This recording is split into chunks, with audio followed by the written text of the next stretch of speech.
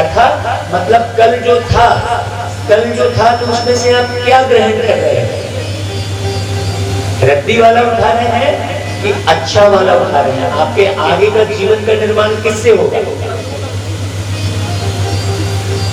क्योंकि एक कल है बीता हुआ कल और एक कल है आने वाला कल। हमने आपको गीत सुनाया था, आपने सुना होगा कि कल की खातिर आने वाले कल को, बीते हुए कल की खातिर आने वाला कल मत खो देना। सुनाया था ना वो गीत? किसको किसको याद है?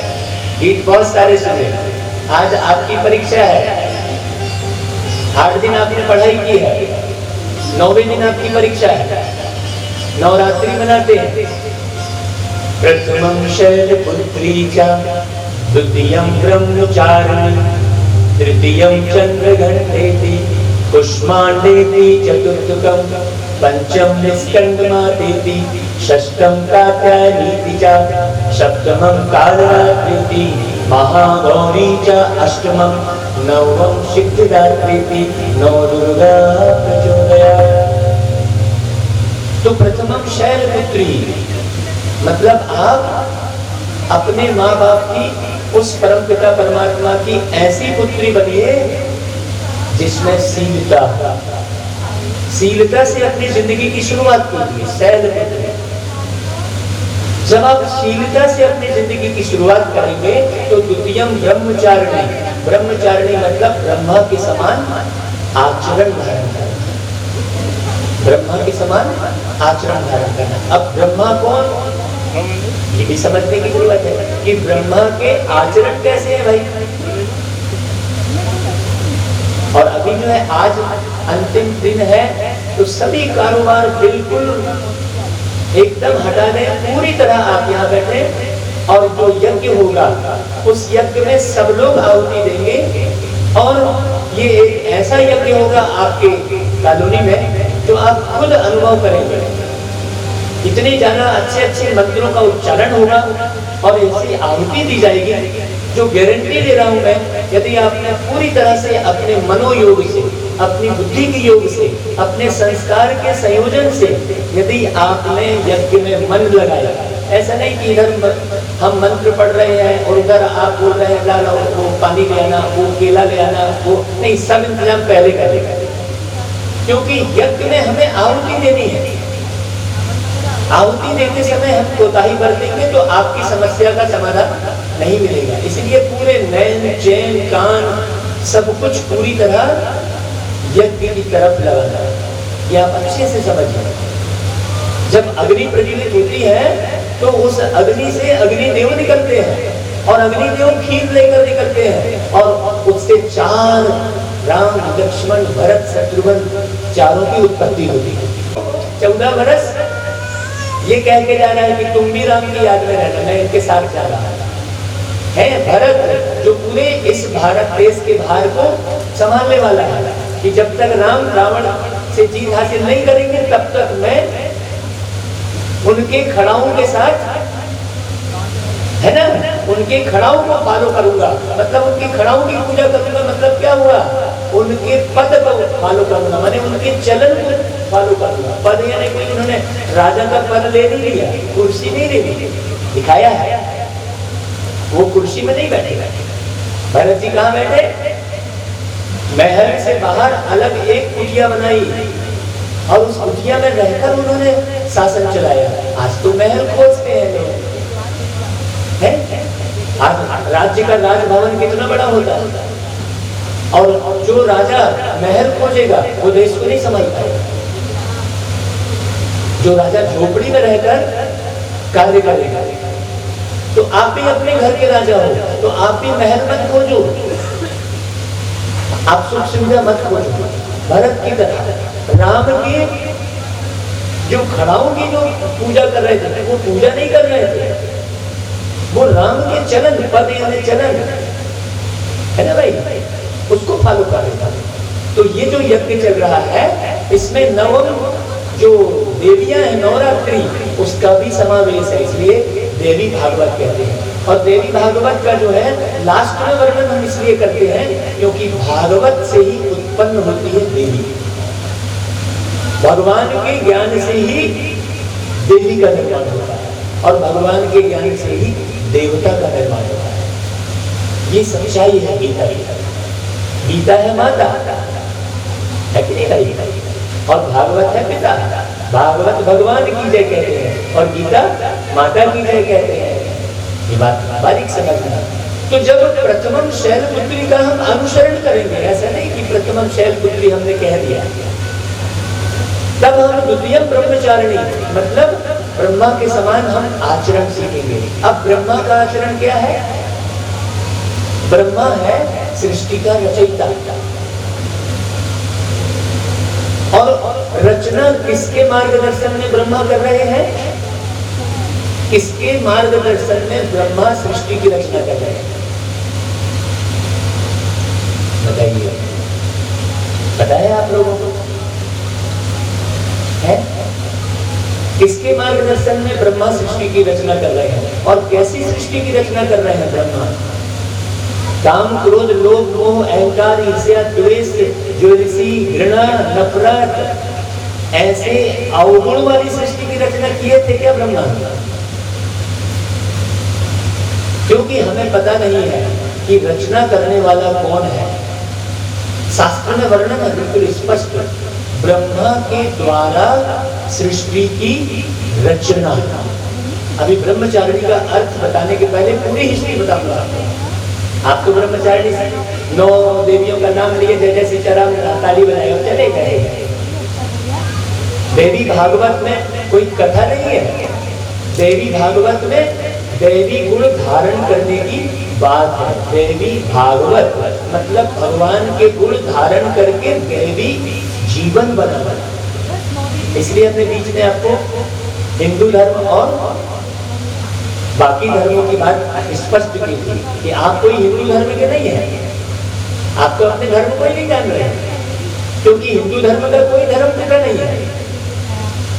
आप बता दीजिए हिंदू धर्म का कोई धर्म पिता हो तो। आज हमारे बीच में गाँव, कौन सा गाँव है, भाई साहब आए इनकी ज्वेलर्स की दुकान, सोहन लाल जी उपस्थित है। मैं चाहूंगा कि सोहन लाल जी सामने बैठे। सोहन मतलब बहुत सोहनी सूरत, सोहनी मूरत, उनके लिए जोरदार तालियां बजाएं।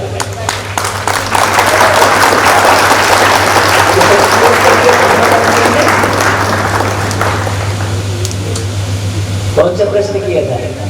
हिंदू धर्म की बात चल रही थी। और दूसरा प्रश्न कौन सा किया था?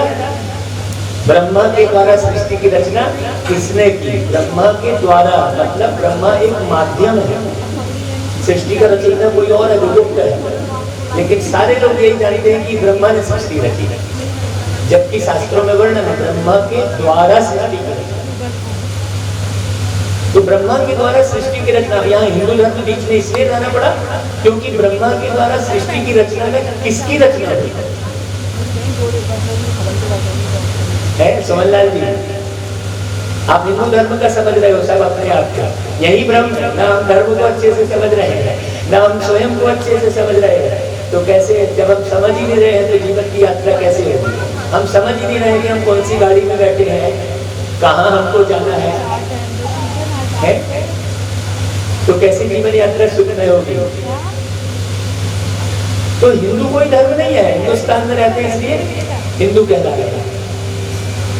वास्तव में देवी देवता धर्म के हैं। ये हमने बीच में स्पष्ट किया था, छोटी छोटी सी बात को उठाएंगे जो हमने पीछे स्पष्ट किया था।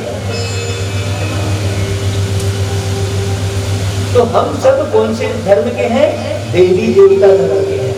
और वो देवी देवता धर्म कहाँ से उत्पन्न हुआ? इसी भागवत के द्वारा गीता उत्पन्न हुई और गीता के बाद देवियां उत्पन्न हुई। हमारे आलोक भाई के लिए हम जोरदार तालियां बजवाना चाहेंगे। जो आलोक भाई ने देखो कितना ध्यान से सुन रहे हैं, वो कैमरे में शूट भी कर रहे हैं और ध्यान से सुन रहे हैं। हमारे आने के पहले हमारे मीठे मीठे आलोक भाई जो इतना कष्ट सहकर, उनके पैरों में तकलीफ है, डॉक्टर ने कहा है कि आप प्लास्टर चढ़ाओ, तो उन्होंने कहा नहीं महाराज, भागवत जब तक पूर्ण नहीं होगी तो प्लास्टर नहीं चढ़ाऊंगा, दर्द सहूंगा। कितनी तालियां बजनी चाहिए उस बच्चे के लिए।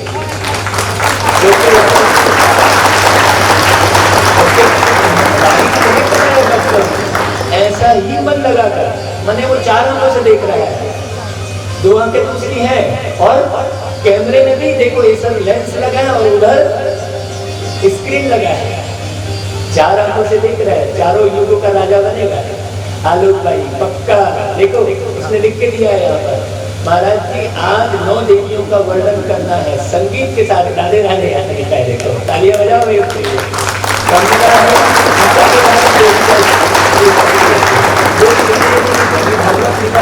भागवत के बारे में कुछ बताया ही नहीं, लेकिन जब देवी उत्पन्न होगी तब तो बताऊंगा उसके बारे में। जब देवी आएगी नहीं, देवता बनेंगे ही नहीं, तो कैसे बताऊंगा उसके बारे में। तब आप बताओ भाई, आप हिंदू धर्म के हो कि देवी देवता धर्म के हो? सब एक स्वर में बोलो, देवी देवता धर्म के हो। क्यों? क्योंकि आपके घर में देवी देवताओं की मूर्ति है। तो कुल देवी ना बोलकर आप लोगों ने उल्टा बोल दिया, हमारे कुल के देवता ये, तुम्हारे कुल के देवता ये, ऐसा कहता है नहीं। कुल देवी के बदले देवी कुल के हैं, हम सब देवी कुल के हैं। कुल देवी ऐसा उल्टा क्यों हो गया? क्योंकि हम द्वापर युग से 2 राह पर चले गए। सतयुग में जब हम आए थे तब हम सत्य की राह पर चल रहे थे। जब हम पहली बार आए थे तो कथा अब शुरू हो रही है, आज कथा शुरू हो रही है। सारे भागवत का ज्ञान सुनाने के बाद आज जिंदगी का सार आपको मिल रहा है। तो जब आप सतयुग में थे तो सत्य मार्ग पर चल रहे थे, फिर त्रेता युग में क्या हुआ कि थोड़ा मिलावट हो गया। इसलिए कहा जाता है श्री कृष्ण जी को 16 कला संपन्न कहते हैं।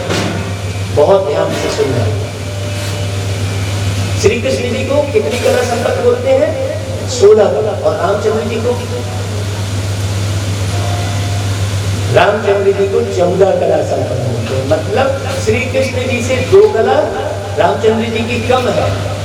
तो सतयुग है पहला युग, फिर त्रेता युग दूसरा, द्वापर युग तीसरा, कलयुग चौथा। अभी ध्यान से सुनना। तो पहले युग मतलब पहले नंबर में 16 कला वाला उतरेगा कि 14 कला वाला इस धरती पर अवतरित होगा? बताइए। ये सत्य भागवत अमृत वर्षा है। जितनी झूठी झूठी आपने अभी सुना है सबकी सच्चाई आपको पता है। आप खुद विचार कीजिए। ये कलयुग में होता है गलत, आरक्षण कलयुग में होता है। जो 33% वाला बड़ा ऑफिसर बन जाता है, जिसको कुछ आ नहीं रहा है। आज डॉक्टरों के द्वारा इलाज सही क्यों नहीं हो रहा है? क्योंकि 33% में पास हुआ है। बहुत ध्यान से सुनना, क्योंकि हमने कथा ही ऐसी सुनी है, हमने भगवान के बारे में ऐसा सुना है, तो पूरा युग बदल गया, पूरी दुनिया भ्रष्ट हो चुकी, क्योंकि हमने सत्य भागवत सुनी ही नहीं। तो आरक्षण आज 33% का हो रहा है और 90-95% पाने वाला सुसाइड कर रहा है। क्यों? सोचिए, माने जिसके पास गुण नहीं है, जिसके पास योग्यता नहीं है, वो जाति के आधार पर ऊंचा पद पा जाएगा। फिर कहा कह रहे थे भैया कि ये जाति भेद खत्म करो, ये धर्म भेद खत्म करो, ये सती प्रथा बंद करो, ये बाल विवाह बंद करो। जो मूल पॉइंट बंद करने की थी वो तो बंद किया नहीं, और उसके कारण कितने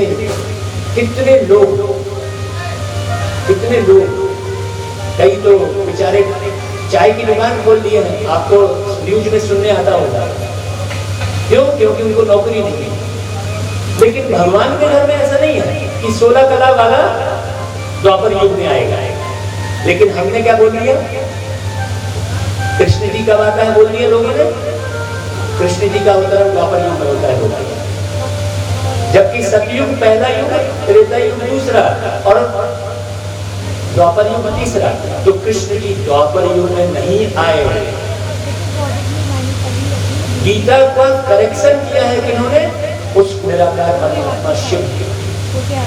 अभी गीता को हाथ रख के कोर्ट कचहरी में किसके ऊपर हाथ रखते हैं? अभी ब्रह्मचारिणी तक है ना, अभी द्वितीय ब्रह्मचारिणी के बारे में चल रहा है, बहुत ध्यान से सुनना। गीता पे हाथ रख के कोर्ट में झूठ बोलते हैं कि सच? झूठ बोलते हैं, सरासर झूठ बोलते जाते हैं। कहते हैं मैं गीता पे हाथ रख के कसम खाता हूँ कि जो भी बोलूंगा सच बोलूंगा, और वो जज भी झूठ के पक्ष में रहता है, क्योंकि नीचे से उसने टेबल के नीचे से पूरा हिसाब पहले ही कर लिया होगा। तो कहाँ है गीता? और गीता पे हाथ रख के सच बोल रहा है, इसका मतलब गीता की ज्वाला कमजोर है। बहुत ध्यान से सुनना, क्योंकि अग्नि के ऊपर हाथ रखे और हाथ ना जले, ऐसा हो नहीं सकता। इसका मतलब जो गीता आप सुन रहे हैं उसमें मिलावट है। जो गीता आप सुन रहे हैं उसमें मिलावट है, इसीलिए वो गीता पे हाथ रख के भी सरासर झूठ बोल रहा है। मतलब उस गीता में, जो गीता प्रिंट की जा रही है अभी, उसमें वो शक्ति नहीं है। इसलिए भगवान परमात्मा शिव इस धरती पर आता है और सत्य गीता ज्ञान सुनाता है। तुम्हारे मनुष्यों के द्वारा बनाई हुई गीता का एक एक अर्थ स्पष्ट करके और सत्यता का परिचय देता है भगवान। इसलिए परमात्मा शिव को ही सत्यम शिवम सुंदरम कहते हैं। सत्यम कृष्णम सुंदरम नहीं बोलते, सत्यम रामम सुंदरम नहीं बोलते। बोलते हैं क्या? सत्यम शब्द किसके आगे लगा है? शिव के आगे लगा है, और सुंदरम शिव के बाद लगा है। इसका मतलब वो शिव सत्य को धरती पर लाता है और इस धरती को बहुत सुंदर बनाता है। मतलब कलयुग को सतयुग में बदल देता है। चलेंगे आप सब लोग, गीता का सार सुनिए। कौन कौन चलना चाहेगा सतयुग? सतयुग हाथ खड़ा करना, ईमानदारी से। हमारे सोहनलाल जी नहीं चाहेंगे क्या सतयुग पे? सोने का धंधा करने से सतयुग में नहीं पहुंच जाएंगे भाई साहब। सोने जैसा बनना होगा। सतयुग है स्वर्ण युग, और त्रेता युग है सिल्वर युग, और द्वापर युग है कापर युग, और कलयुग है लव युग। ये हमने पहले स्पष्ट कर चुके हैं। तो कलयुग के अंत में, जब कलयुग का अंत होना होता है, अभी बहुत ध्यान से सुनना, लोगों ने कलयुग 40,000 वर्ष और पड़े हैं ऐसा कह दिया है। आप भ्रांति में पड़ गए, आप भ्रांति में पड़ गए। ट्रेन में सफर करना था, किसी ने बोल दिया 8 घंटे लेट है, जबकि गाड़ी लेट थी कितने 10 मिनट, और आप आराम से सोए गए। और लोगों ने बता दिया कि 10 मिनट लेट है, जबकि लोगों ने बोला 8 घंटे लेट है गाड़ी, और गाड़ी 10 मिनट में आने वाली है। क्या होगा लोगों की बात सुनकर? आप सोए पड़े रहेंगे और गाड़ी आगे निकल जाएगी, आपकी टिकट कैंसिल हो जाएगी। ऐसा ही इस युग के साथ सारा झूठा झूठा ज्ञान आपको सुनने मिला है कि अभी कलयुग 40,000 वर्ष पड़े, जबकि शास्त्र में जो वर्णन है वो प्रत्यक्ष दिखाई दे रहा है। अब सुनिए शास्त्र में क्या वर्णन है कि जब कन्या अपने मुख से वर मांगेगी, कन्या अपने मुख से वर मांगेगी, तब समझना कि कलयुग का अंत है। अभी कन्या अपने मुख से वर मांग रही है कि वर को लेके भाग रही है, उससे ऊपर की दशा दिख रही है। हर घर में ये कहानी है, ये घर घर की कहानी है। तो अब बताओ कलयुग का अंत है कि नहीं है? है कि नहीं है अंत? और लिखा है जब पानी बिकने लगेगा, लिखा है शास्त्र, आप पढ़िए। यदि आपको तर्क करना है तो हम कहेंगे जो भी तर्क करने वाला सामने तर्क करे, लेकिन पहले शास्त्र पढ़ ले अच्छे से, तो हमने पढ़ा है। पढ़ने के बाद तर्क करे अच्छे से। तो पानी जब बिकने लगे, बिक रहा है कि नहीं बिक रहा है? आज से 50 साल पहले पानी बिक रहा था? बिक रहा था? नहीं बिक रहा। इसका मतलब कलयुग का अंत। भाई अंत जब शुरू होता है, किसी का भी अंत शुरू होता है। रावण का भी रामचंद्र जी ने अंत किया, ऐसे थोड़ी कि लंका में पहुंच के सीधा रावण ने मार दिया। टाइम लगा ना, पूरी तैयारी करनी पड़ी ना भाई। रावण का अंत करने के लिए पूरा ब्रिज बनाना पड़ा ना भाई। समुद्र में वानर की सेना इकट्ठी करनी पड़ी, सुग्रीव को जो है लाना पड़ा, विभीषण को बुलाना पड़ा, इतनी सारी तैयारी करनी पड़ी रावण से जीत पाने के लिए। इसी प्रकार अब ये मालूम हो गया कि कब से मालूम हो गया? जब रावण ने सीता चुराई, तब से डिसाइड हो गया कि अब रावण का अंत आ गया। तुरंत मर गया क्या? नहीं, टाइम लगा। तो कलयुग का अंत आ गया है, ये निशानी दिख रही है। अब आप अभी नहीं जागे तो कभी नहीं जागेगा। ये आपको निमंत्रण दिया जा रहा है, कहाँ के लिए? आपको निमंत्रण दिया जा रहा है, आपके शरीर को नहीं। बताओ, आप देख रहे हैं। फिर जब गौ विष्ठा में मुंह डालेगी, इसलिए आज के दिन गौ दान किया जाता है। बहुत अच्छे से बारीकी समझना, क्योंकि गौ भी राह भटक गई। अब यह बात बहुत अच्छी है। अब ये बताइए, गौ विष्ठा में मुंह डालती है कि विष्ठा यानी गंदगी, पॉलीथीन खा रही है, उसको होश ही नहीं है कि मुझे पॉलीथीन नहीं खाना चाहिए। आपको मैं वीडियो दिखा दी, 35 kilo polythene, 35 kilo 36 kilo polythene operation करके गाय के पेट से निकाला गया। वही गाय राजा परीक्षित की कथा में बताई जाती है कि गाय की 3 टांग कलयुग ने काट दी। गहरी बात है, कितना बताएंगे, ये 9 दिन में कथा पूरी नहीं होने वाली है। आपने 9 दिन देवी बिठाई और जो है 10वें दिन पे जाकर जो है विसर्जन कर दिया। क्यों? क्योंकि आप लगातार देवी गुण धारण नहीं कर पा रहे हैं, तो आपने विसर्जन कर दिया। वास्तव में देवी जी का तो विसर्जन करना ही नहीं चाहिए, अर्थात देवी गुणों का विसर्जन नहीं करना चाहिए। हमने देवी गुणों का विसर्जन कर दिया और आसुरी गुण धारण कर लिया, उसके कारण हम पा रहे हैं। तो कलयुग में गाय विष्ठा में मुंह डालेगी, देख रहे हैं ना। कन्या अपने मुख से वर मांगेगी, देख रहे हैं। ऐसी बहुत सारी निशानियां जो प्रत्यक्ष में देख रहे हैं। तो कलयुग का अभी पूरा अंत एकदम करीब है। अब लास्ट पर जाकर तो कैसे अंत होगा भाई? कैसे अंत होगा? जब विषय विकार में जाने वाले लोगों को इस शरीर से अलग किया जाएगा। जो नहीं मानेगा, जो विषय विकार नहीं छोड़ेगा, इसलिए यज्ञ के दौरान जनेऊ पहनाया जाता है। 6 धागे का जनेऊ पहनाया जाता है। जब अकेला कोई बैठता है जिसकी शादी नहीं हुई है तो 3 धागे का भी जनेऊ पहनाया जाता है। और जब शादी हो जाती है तो जोड़े से, क्योंकि नारी तो जनेऊ पहन नहीं सकती है, इसलिए जनेऊ पहनाया जाता है। जनेऊ किस बात का प्रतीक है? जनेऊ पवित्रता का प्रतीक। लिखा है शास्त्र कि जनेऊ जब धारण करो तो ब्रह्मचर्य व्रत का पालन करो, सिर्फ ब्रह्मचर्य व्रत का पालन करो। उसी ब्रह्मचर्य व्रत का पालन करने वाली ब्रह्मचारिणी। अभी देखिए द्वितीय ब्रह्मचारिणी का कितना गहरा अर्थ है। आलू खाई के लिए एक बार फिर तालियां बजाओ। उन्होंने कहा कि भाई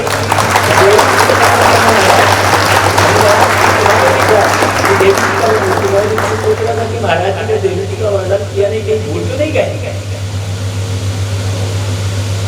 है कि नहीं? हमने कहा कि बच्चे तुम याद दिलाना मेरे को, जो याद को क्या दिलाना, बहुत बढ़िया बात है। पर्ची में लिखकर पहले से ही ये तैयारी चाहिए। देखो आपको तो मैंने कहा कि आप यहाँ अपनी समस्या लिख के ले आना, यहाँ डब्बे में डालेंगे, कोई लायक है। बहुत अच्छी बात है, तालियां बजाओ अपने लिए। आपके पास समस्या कुछ है ही नहीं, इसका मतलब आप पर्ची लेकर आए नहीं, है कि नहीं भाई?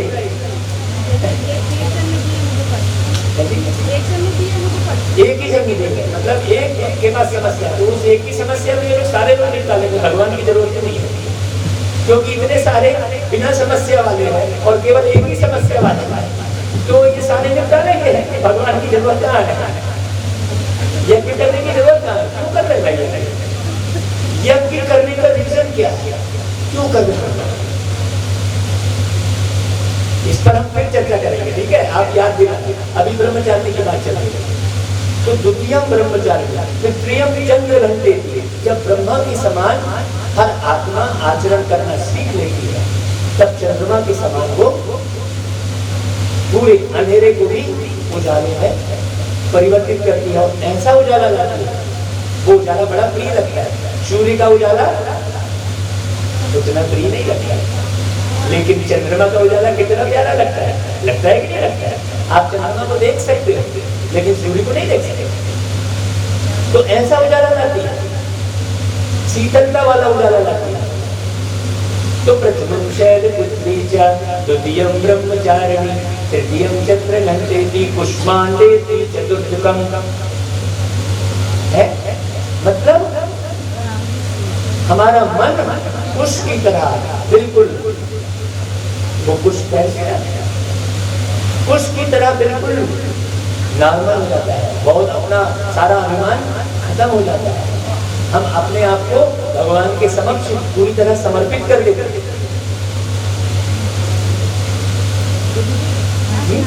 प्रथमं शैलपुत्री च द्वितीयं ब्रह्मचारिणी तृतीयं चंद्रघंटेति पुष्पांडेति चतुर्थकम् और पंचम स्कंदमाती।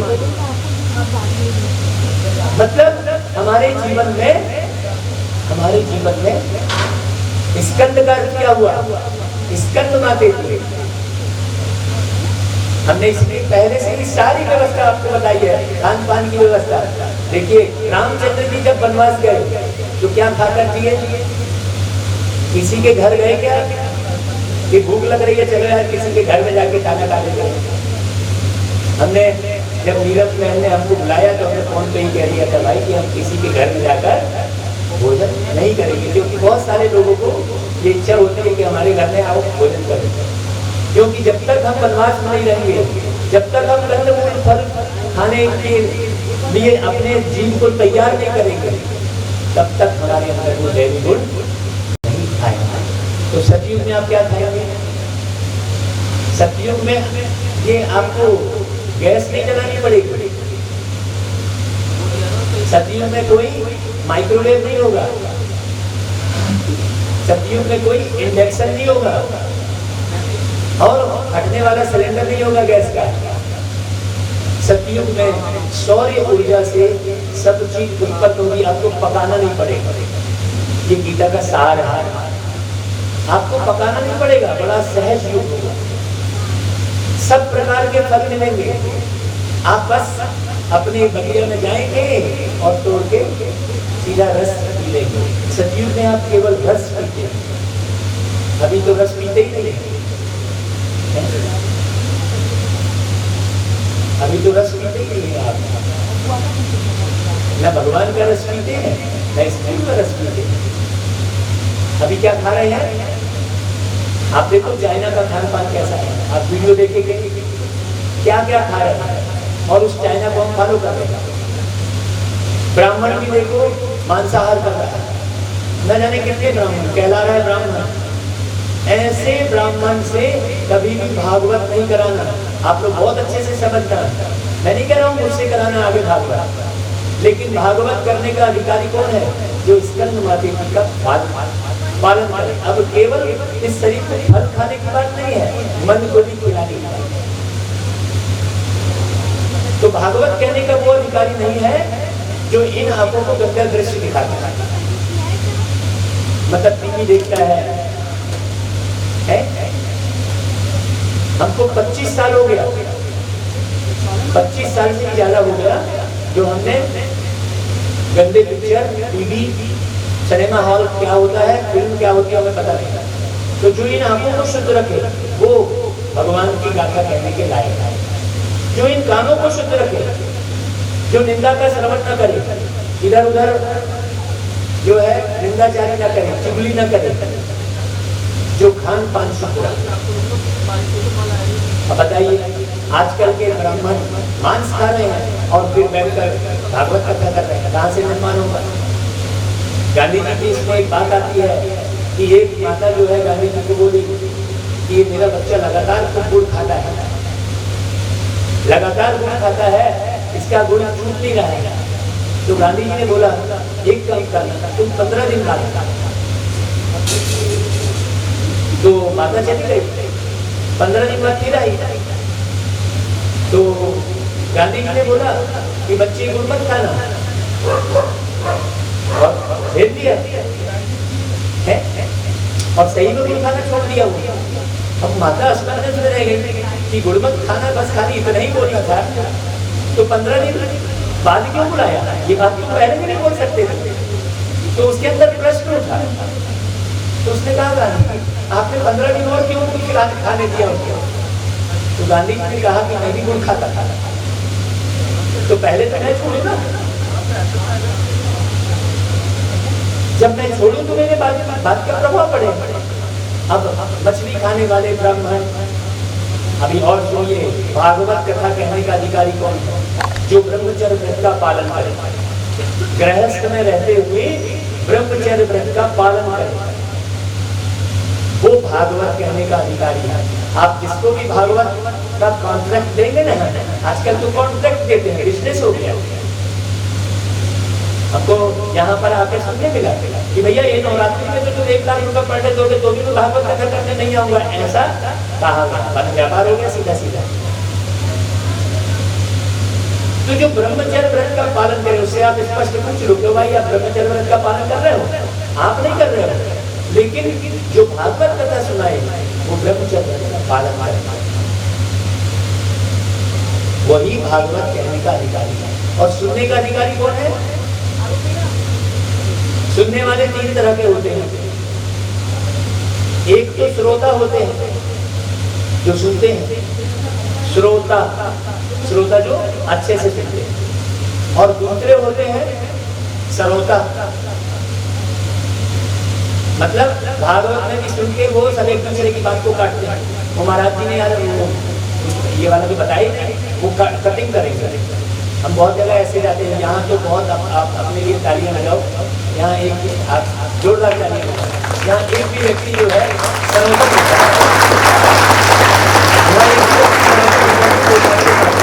ध्यान से मतलब लगना चाहिए ना, नहीं वहाँ भी समझता चला गया, आपको ऐसा नहीं बोलना था, आपको ऐसा नहीं करना था।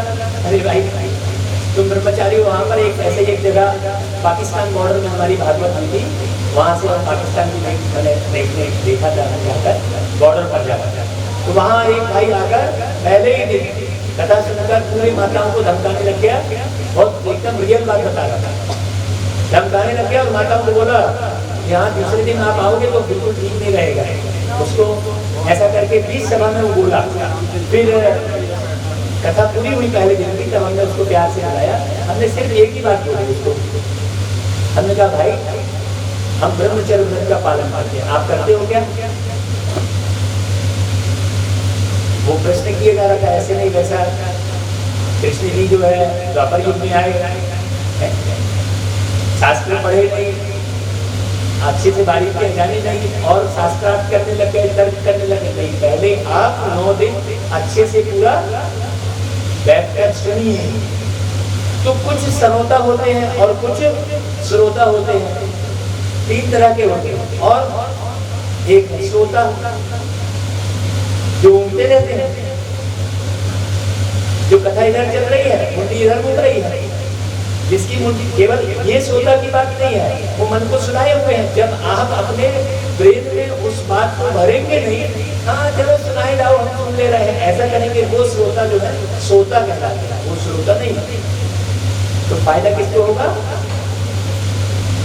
क्यों भाई आज अमीर भाई नहीं आए हैं, कमललाल जी, फायदा किसको होगा? श्रोता को होगा, श्रोता को होगा कि श्रोता को होगा? श्रोता को होगा। इसलिए मैंने कहा दुकान खोल कर बैठो, दुकान दोनों कान खोल कर बैठो। तो भागवत कहने का अधिकारी और भागवत सुनने का अधिकारी दोनों की विशेषता होनी चाहिए। दोनों हाथ ताली बजती है। हाँ मेरा निर्माण सभी होगा। अब हम यज्ञ क्यों कर रहे हैं भाई? यज्ञ क्यों कर रहे हैं? आप सोचिए दुनिया में कितने लोग भूखे हैं,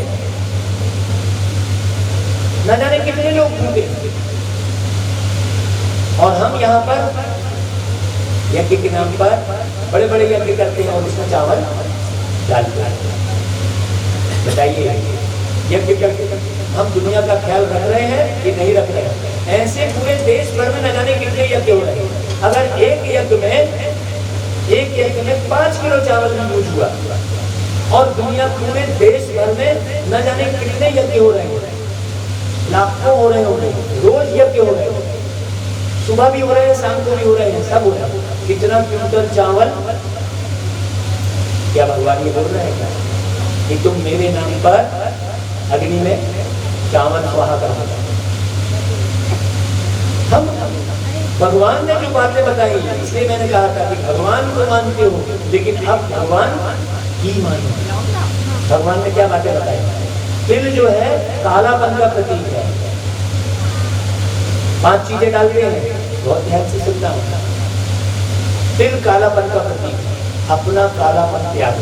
वो तिल कालापन कहाँ से आ रहा है? काम विकार। ये जो 5 चीजें हैं, तिल, जौ, चावल, घी और शक्कर, ये 5 विकार का प्रतीक है।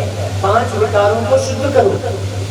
और ज्ञान यज्ञ में देखिए, यज्ञ 2 अक्षर से बनाया है। यज्ञ 2 अक्षर से बनाया है। यह मतलब याद और ज्ञा मतलब ज्ञान। आपको याद कब टिकेगी? जब आप ज्ञान सुनें। तो परमात्मा शिव ने कौन सा यज्ञ रचा था? अश्वमेध यज्ञ है ना, रुद्र ज्ञान यज्ञ। इसके ऊपर लिखा है रुद्र ज्ञान यज्ञ, इसमें नहीं लिखा है, हमारे डिजाइन में आया होगा रुद्र ज्ञान यज्ञ। मतलब अश्वमेध यज्ञ, मतलब हमने आपको उस अश्व के बारे में भी समझा चुके हैं। तो ऐसा यज्ञ, ऐसा ज्ञान जिससे आपको परमात्मा की याद टिक सके। जब आप कार्य व्यवहार में रहते, भगवान की याद करें, फिर आपका 1 घंटे की पूजा में नहीं जाएगा, जरूरत नहीं है। यदि आपने ऐसा ज्ञान सुन लिया है जिससे आपके अंदर निरंतर परमात्मा की याद आ रही है, तो आपको 2 अगरबत्ती जलाने की भी आवश्यकता नहीं है।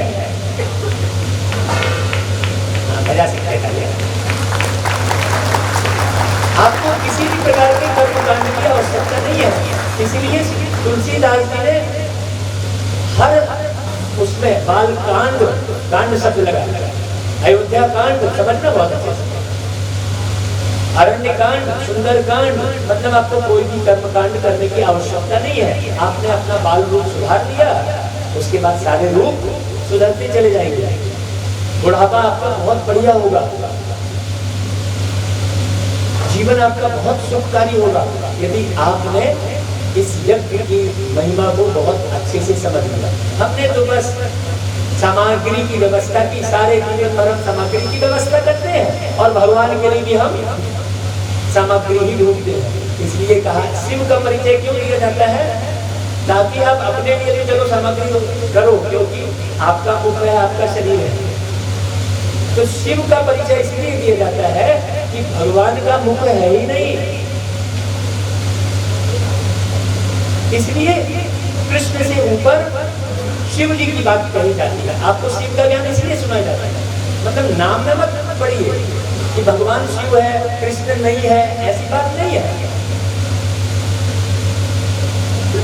वास्तव में उस परमात्मा को परमपिता कहेंगे और परमात्मा कहेंगे, निराकार पारलौकिक पिता कहेंगे। भगवान भी नहीं कहेंगे, प्रभु भी नहीं कहेंगे, ईश्वर भी नहीं कहेंगे। बहुत अच्छे से समझना।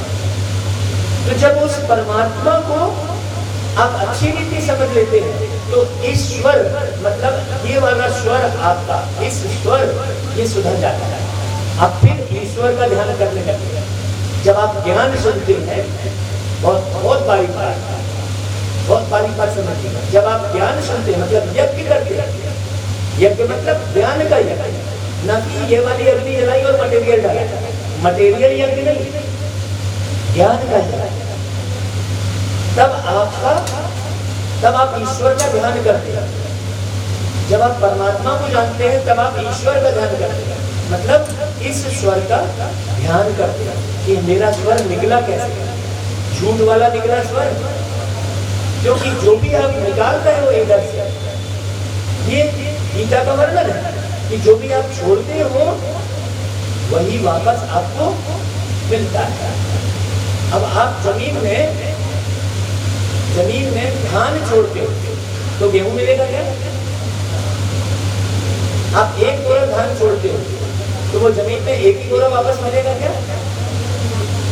इसका मतलब 5 तत्व के बारे में भी हमने भागवत में सुनाया था। आप रिपीट उस भागवत को अच्छे से सुनना, बारीकी से सुनना। हमारा चैनल है यूट्यूब पर अनमोल मणि के नाम से, यहाँ से आप वो बैनर में लगा हुआ है, आप नोट कर लेना। आपसे विनम्र निवेदन है कि आप सब्सक्राइब कर लेना और उस चैनल के वीडियो को सब लोग सुनना, क्योंकि जितना ज्यादा सुनेंगे उतना ज्यादा समझेंगे। अभी तो भूल जाएगा आपको 9 दिन, आप बार बार उसे सुनेंगे। आप बार बार सुने हैं, आप बार बार सुने हैं कि गधा जो है किसको बोला जाता है, तो आपको बुरा लगा है। अब कल आपने सुन लिया है कि गधा किसको बोला जाता है, तो अब आपको बुरा नहीं लगने लगा। ये हमने क्या अर्थ सुना हुआ है तो हमको बुरा लगता है। अर्थ हम जान रहे हैं, यदि अर्थ नहीं जाने तो हम गालियों के अर्थ को तो जान रहे हैं। तो जितना हम गालियों के अर्थ को जान रहे हैं, और सीधे क्या बोला, बोल तो जरा फिर से बोल, देखता हूँ फिर से बोल। अब उसको क्या बोल रहा है, वो एक बार गाली दे दिया, उसको क्या बोल रहा है फिर से बोल के बता। ऐसे लड़ते हैं कि नहीं लड़ते हैं? लड़ते हैं ना। लेकिन हम ज्ञान के अर्थ की तरफ नहीं जा रहे। जो श्लोक है, जो मंत्र है, जो यज्ञ कर रहे हैं, उसका अर्थ पता ही नहीं, बस कर रहे हैं। तो इसका माते का देखो कितना गहरा अर्थ है। तो प्रथमम शैल पुत्री च, पूरी देवी भागवत से देखें। द्वितीयं ब्रह्मचारिणी, तृतीयं चंद्रघंटेति, कुष्मांडेति, चतुर्थम पंचम स्कंदमादेति, षष्ठम कात्यायनीति च। सोचिए, जब हमारी अवस्था जो 5 देवियों की बताई है, बहुत ध्यान से सुनना, उसके बाद हम नीति पर चलना शुरू कर देते हैं। काम की बातों पर ही ध्यान लगाते हैं, बेकार की बातों पर ध्यान नहीं लगाते। क्या है नीति च? हमारे अंदर त्याग की भावना आ जाती है, हम परमात्मा की याद में अपना जीवन बिताते हैं। ऐसे हम षष्ठम कात्यायनी और सप्तमम कालरात्रि, मतलब ये जो काली रात कलयुग की है वो समाप्त हो जाती है। हम काले से उजाले की ओर बढ़ते हैं। फिर अष्टमम महागौरी च अष्टमम, ठीक है। फिर हमारे अंदर सुंदरता, गुणों की सुंदरता, शक्तियां सब समाहित हो जाती हैं। और फिर नवम सिद्ध जाती, मतलब हमारा हर काम, फिर हर कार्य हमारा क्या होता है, सिद्ध होने लगता है। अब आप लोग जितने लोग बैठे हैं, 9 दिन आप उपवास रहे हैं, 9 दुर्गा की आपने आरती बहुत बार गाई है, क्या आपका हर काम सिद्ध हो रहा है क्या? बताइए आप। तो केवल गाने से आप गाना गाते हैं क्या कि मैंने सुबह को नाश्ता कर लिया, दोपहर को खाना खा लिया, शाम का डिनर कर लिया, ऐसा गाना गाते हैं कि खाते हैं? बताइए।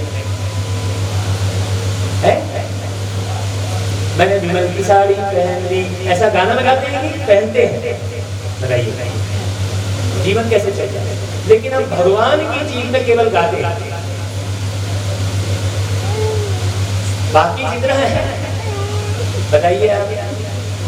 तो केवल हमें 9 दुर्गा के मंत्र नहीं पढ़ लेना है, 9 देवियों की केवल नाम नहीं ले लेना है, केवल दुर्गा की आरती बस नहीं कर लेना है, उसके रहस्य को समझकर वैसा जीवन बनाना है। ये आज का सार है, आज का सार है। इस गीता से क्या उत्पन्न हुआ?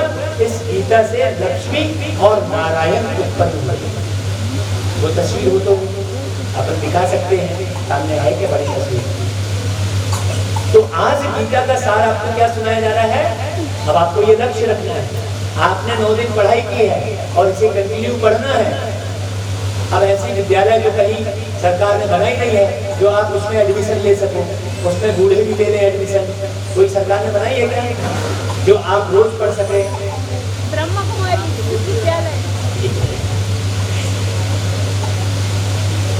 ऐसी कोई विद्यालय बनाई है क्या आपकी जानकारी में है, जहां आप रोज पढ़ाई पढ़ सको और अपने जीवन को संभाल सको? सरकार ने ऐसी विद्यालय नहीं बनाई है। सरकार ने जो विद्यालय बनाई है उसका सिलेबस सुन लीजिए, क्या सिलेबस है। हुमायूं ने किसको मारा, इतिहास क्या पढ़ा रहे हैं? मारपीट वाला इतिहास, मारपीट वाला इतिहास पढ़ा रहे हैं, केमिकल बनाना सिखा रहे हैं, केमिस्ट्री और बायोलॉजी में वो मेढक को काटो बोल रहे हैं। इल्ली को चीरो, ये इल्ली क्यों और ये मेढक क्यों, उसकी आवश्यकता ही नहीं है। सारे जीवन में आवश्यकता ही नहीं है। खान पान बढ़िया कर लिया तो अंदर की अग्नियों को देखने की जरूरत ही नहीं है। न मेढक को चीरने की जरूरत है, न शरीर को चीरने की जरूरत है। खान पान आपने शुद्ध कर लिया तो बोलिए स्कूल की पढ़ाई कैसी है? लेकिन ना तो शिक्षा बढ़िया है और ना चिकित्सा बढ़िया है। तो कौन बदलेगा इसको भाई? कौन बदलेगा? उस सरकार में कौन बैठेगा? वो लक्ष्य कौन धारण करेगा? वैसा लक्ष्मी बनने के लिए कौन आगे आएगा? कौन आगे आएगा? बताओ, हाथ खड़ा करो जरा। वो लक्ष्मी बनने के लिए कौन आगे आएगा? लक्ष्मी की पूजा नहीं, लक्ष्मी बनना है। जैसे साड़ी की पूजा नहीं कर रहे हैं, साड़ी पहन रहे हैं। बताइए, ये आएगी कोई तस्वीर। अब ये तस्वीर देखिए, ये तस्वीर हम क्यों दिखा रहे हैं आपको? नीचे से अब ये तस्वीर हम क्यों दिखा रहे हैं आपको? क्योंकि ऐसी तस्वीर आपने देखी ही नहीं है। अभी बहुत अच्छे से देख लीजिए। लक्ष्मी दूर खड़ी है, नारायण दूर खड़े हैं, शरीर टच नहीं हो रहा है, देखिए। और आपके जो है जो दिखाते हैं कि नारायण का लक्ष्मी पैर दबा रही है और नारायण शेषनाग की सैया में बैठे हैं। बहुत ध्यान से सुनना भाई साहब, ये गीता का सार आपके सामने रख रहा है। गीता का सार है। शेषनाग के ऊपर विश्राम करते हुए हमेशा दिखा रहे हैं और लक्ष्मी पैर दबा रही है। जब हमेशा शेषनाग के ऊपर विश्राम ही कर रहे हैं तो पैर दबाने की जरूरत कहाँ पड़ रही है? वो दौड़ सोचने की बात है। वो नारायण की पैर दबाने की जरूरत कहाँ पड़ रही है? जबकि वो पूरे समय क्षीर सागर में बैठे हैं। क्षीर सागर कह रहे हैं, कहाँ है वो क्षीर सागर? जरा बताइए आपको। सागर तो सब तरफ देख लिया, साइंस ने पूरा देख लिया। कहीं बैठे हुए नजर आ जाए तो बता दीजिए। अब समुद्र ऊपर है कि नीचे है? आपने पिक्चर में देखा जो सीरियल दिखा रहे हैं तो देवी देवताओं को ऊपर दिखा रहे हैं। तो अब ये डिसीजन नहीं हो पा रहा है कि वो नारायण नीचे सागर के ऊपर जो है नाग देवता के ऊपर बैठे हैं कि वो आकाश के ऊपर बैठे हैं। ये समुद्र है कहाँ? समुद्र है कहाँ? बताइए, समुद्र धरती के ऊपर है कि धरती के कि समुद्र के ऊपर धरती है?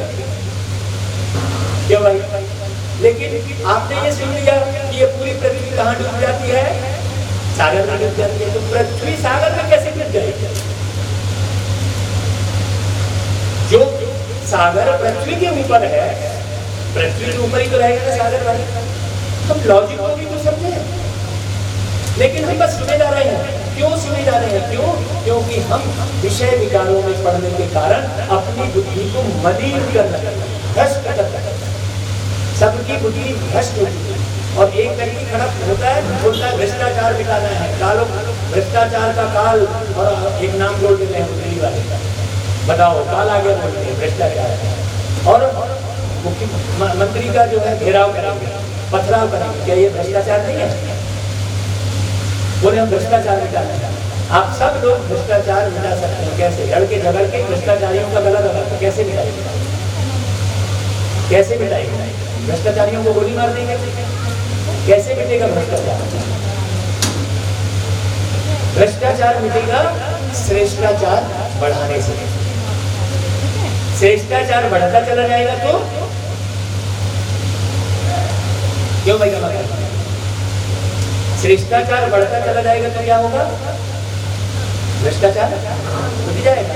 हम भ्रष्टाचार को भ्रष्टाचार है अंधेरा, भ्रष्टाचार मतलब अंधेरा और श्रेष्ठाचार मतलब उजाला।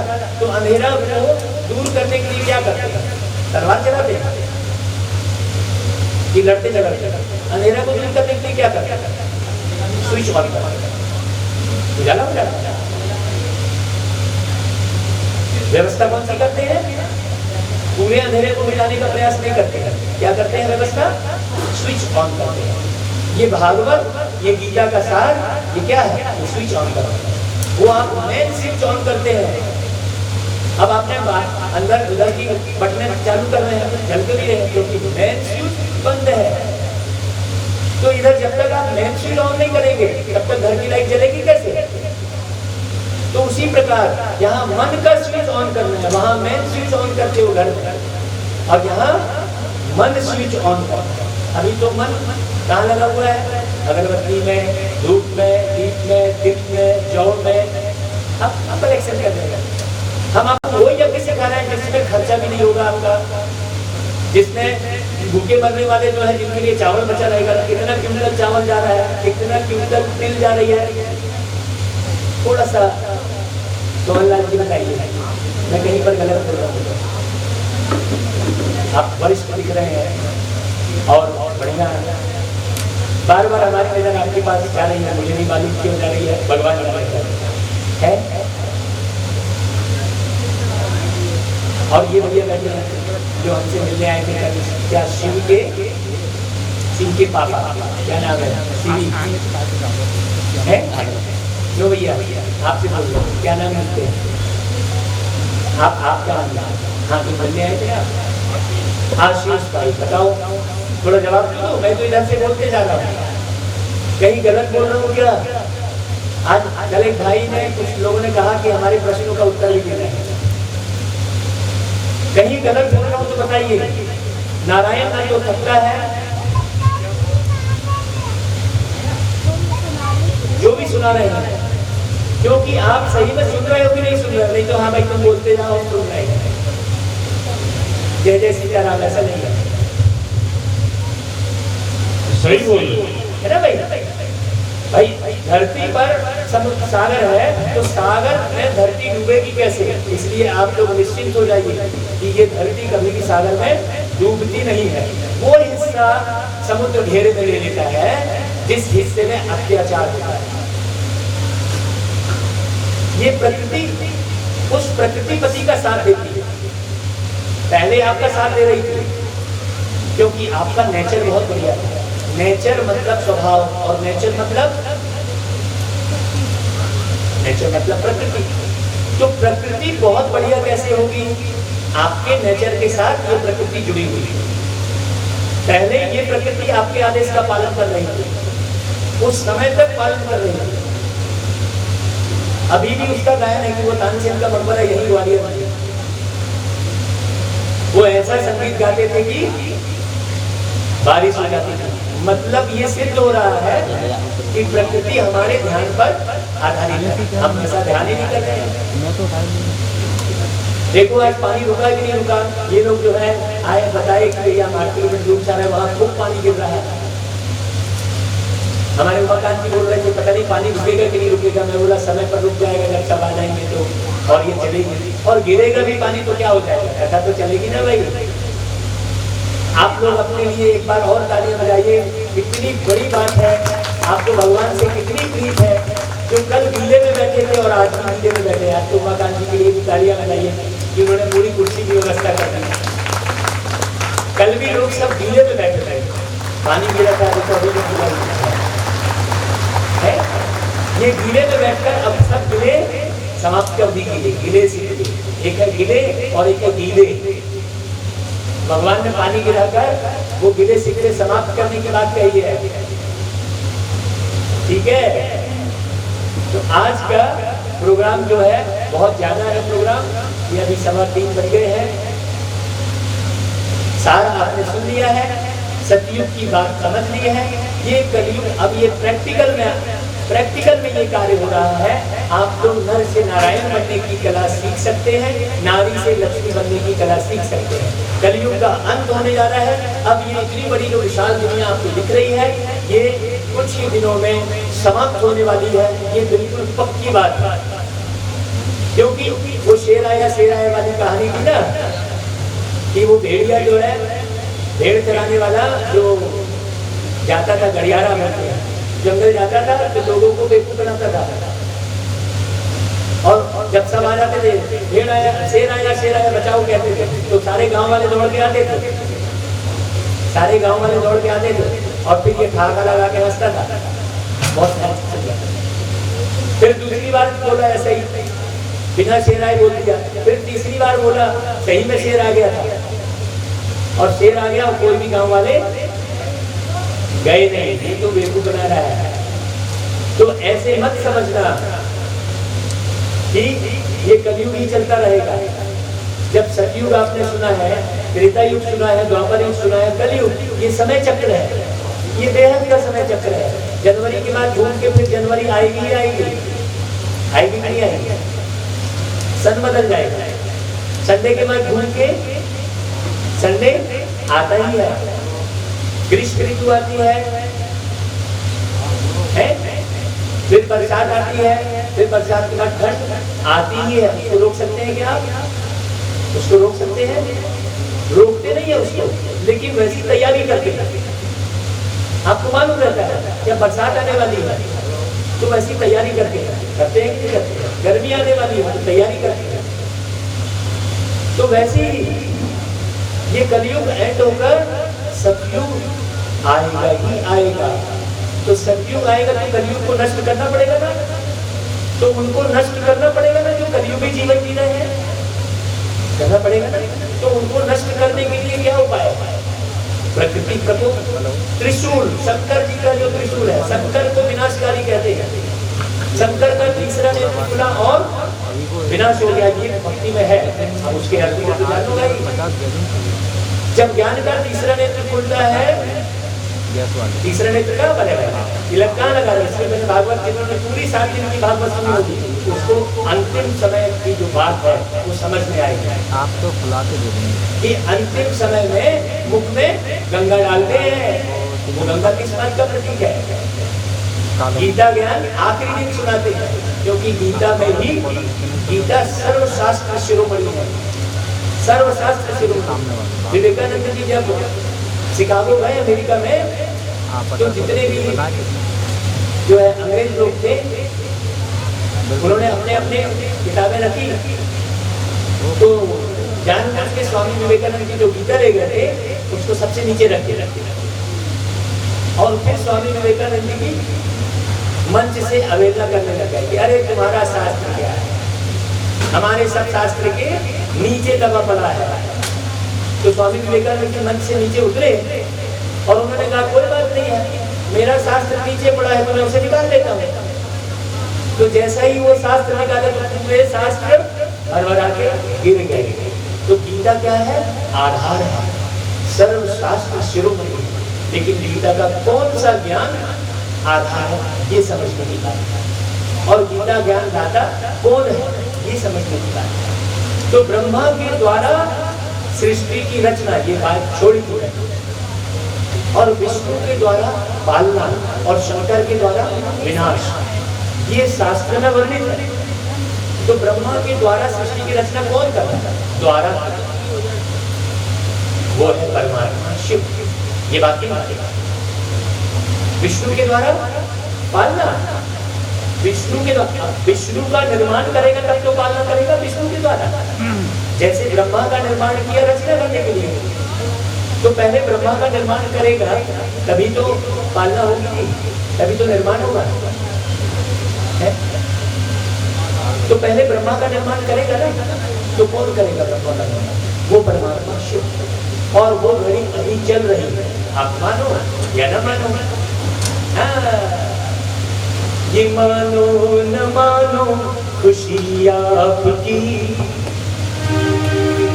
ये मानो न मानो खुशी आपकी, हम मुसाफिर हैं कल अपने घर जाएंगे, हम मुसाफिर हैं कल अपने घर जाएंगे। गीता का ज्ञान लेकर जो मर जाएंगे, गीता का ज्ञान लेकर जो मर जाएंगे, वो अमरनाथ दुनिया में कर जाएंगे। ये न पूछो कि मर किधर जाएंगे,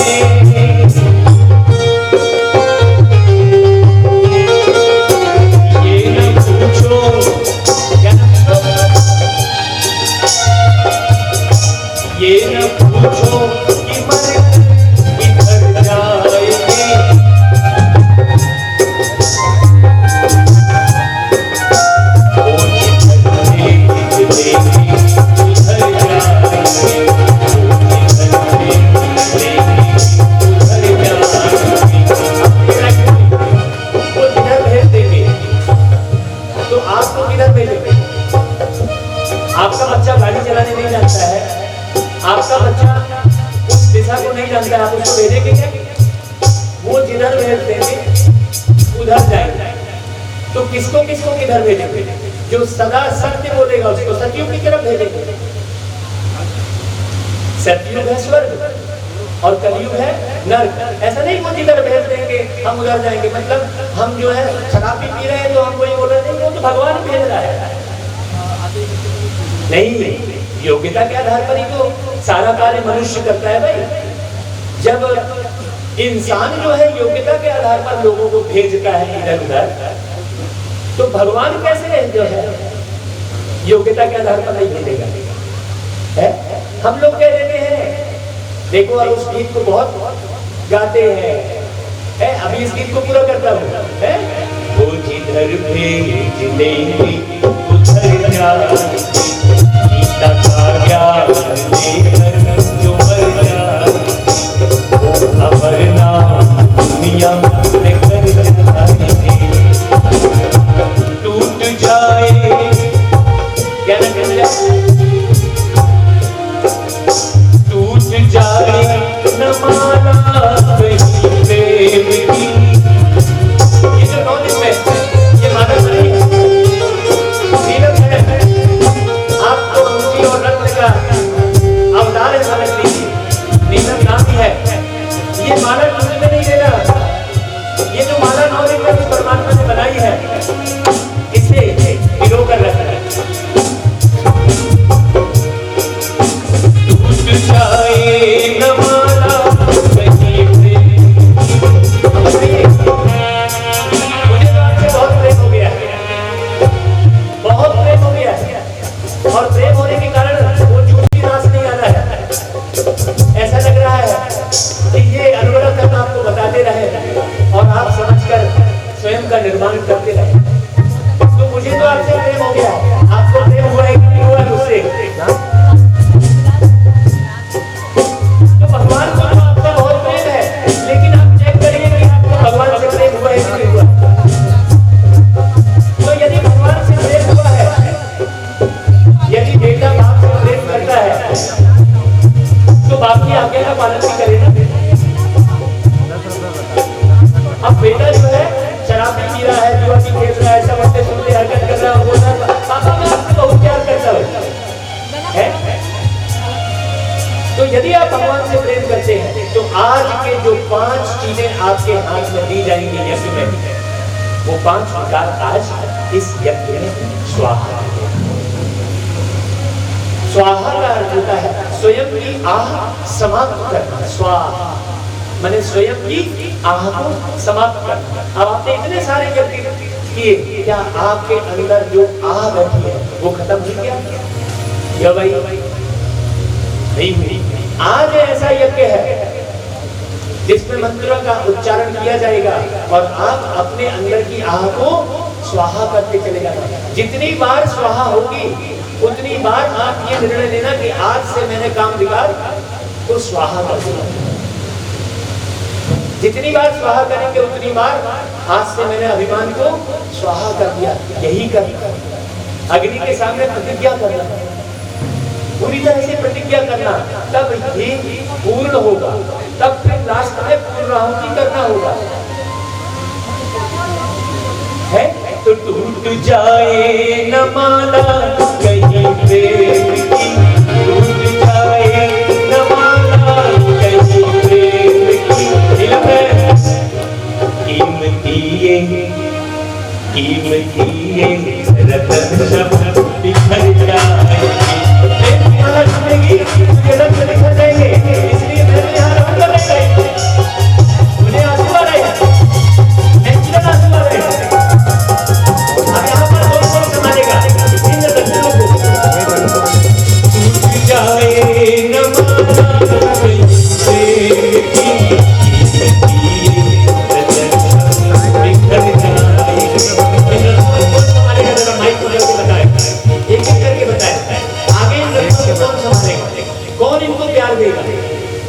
इन सबको और कौन प्यार देगा? हाथ करा देखो। अनिल भाई बताइए, ये जो रत्न तैयार किए हैं परमात्मा ने, केवल गीत नहीं सुनाया भैया। महाराज जी सभी मिलकर कोशिश करेंगे। कोशिश कोशिश नहीं करनी है, संभालना ही है। हमने कोशिश के ऊपर भी उमाकांत जी ने कहा था कोशिश करेंगे, तो हमने क्या बोला था उमाकांत जी? हाँ बताइए, आप कुछ बोलना चाहते हैं? हमारे कॉलोनी में आपस में सब रत्नों को मिलकर सभी संभालते। बहुत बढ़िया।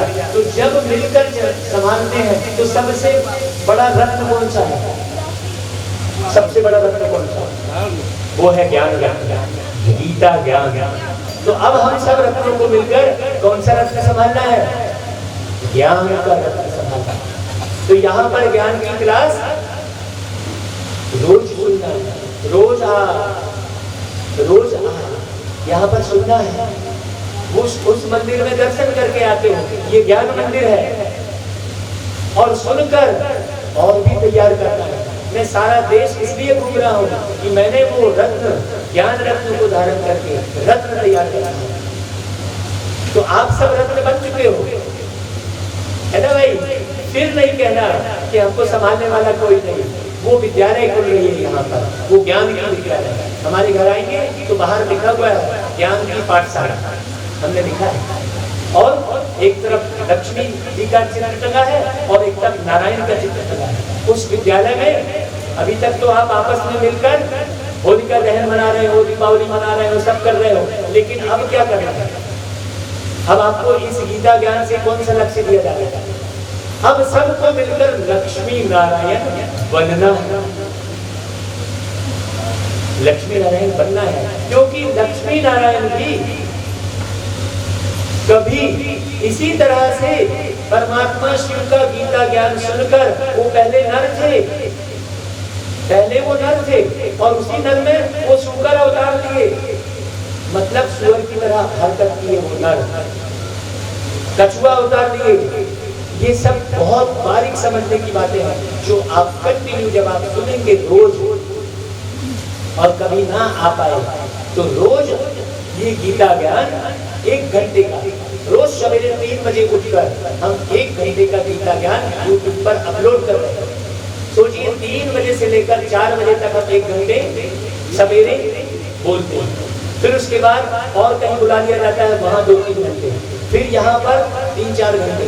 सोचिए, और उस ज्ञान को हम सुना रहे हैं, बिना कुछ देखे सुना रहे हैं। आप देख रहे हैं किसी भी कथा में कुछ देखा गया? ये तो किताब बंद रखी हुई है। ऐसा ही बुद्धि में आप जब ज्ञान भरेंगे तो ज्ञान को अमृत कहा जाता है। ज्ञान अमृत कहा जाता है। तो अमृत, विष को काटने के लिए अमृत, तो विष्णु का निर्माण करता है, विष्णु के द्वारा पालना। मतलब कैसे करता है? अमृत पिलाता है। ज्ञान को गंगा कहा जाता है, ज्ञान गंगा, ज्ञान अमृत ये कहा जाता है। तो ज्ञान अमृत पिलाकर आपके अंदर के विष को, विष कहाँ पर है? विष किसमें है? शरीर में कि आत्मा में? विष्णु कहते हैं। विष्णु मतलब वो आत्मा जिसमें अणु मात्र भी विष नहीं रह गया है, ना ईर्ष्या रह गई है, ना द्वेष रह गया है, ना क्रोध रह गया है। ये विष, ये विष, इसे ही कह रहे हो आप, विषय विकार मिटाओ। कौन से विषय विकार मिटाने की बात कर रहे हो? तो उस मिटाने की विधि सिखा रहे हैं। वो डस्टर पकड़ा रहे हैं आपको, है वो इरेजर पकड़ा रहे हैं आपको, वो गंगा में डुबकी लगाने के लिए बोल रहे हैं। उस गंगा में तो शरीर पवित्र होता है, क्योंकि वो गंगा हिमालय की जड़ी बूटियों से होते हुए वो पानी निकलता है, इसलिए जल्दी खराब नहीं होता है। लेकिन आत्मा को पावन बनाने की जरूरत है, क्योंकि आत्मा ही पाप आत्मा कहलाती है। इसका भी वर्णन हमने पहले किया है कि पाप शरीर नहीं बोलते हैं, पुण्य किया तो पुण्य शरीर नहीं बोलते हैं, पुण्य आत्मा बोलते हैं। इसका मतलब पतित कौन बनी है? आत्मा। आप आत्मा पति है ना भाई? आप तो कहते हैं पतित पावन सीताराम, अब एक तरफ कहते हैं पतित पावन गंगा और दूसरी तरफ कहते हैं सीताराम। अब दोनों में से कौन सा माने? नहीं भाई, पतित पावन बनाने वाला है परमात्मा शिव का गीता ज्ञान, और कोई पावन नहीं। सीताराम तो पतित से पावन बनने का उपाय किए, वो भी पढ़े हैं गुरु वशिष्ठ जी के आश्रम में। गुरु वशिष्ठ मतलब वो परमात्मा सबको अपने वश में करता है, ज्ञान सुनाता है। हमको वश में कर दिया है। और ऐसे बहुत सी अब लोग बोलते हैं अरे यार तुम ऐसे तो क्या तुमको सुनने मिल गया जो तुम बिल्कुल बस वही वही रट रहे हो, वही वही सुन रहे हो, क्योंकि उस वशिष्ठ ने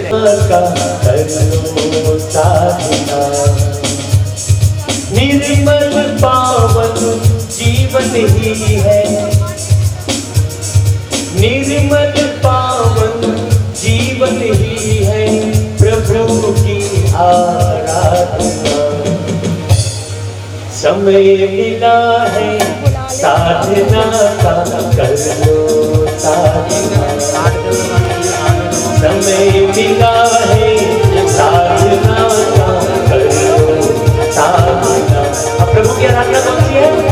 प्रभु की आराधना निर्मल पावन जीवन ही है, निर्मल पावन जीवन ही है, प्रभु की आराधना।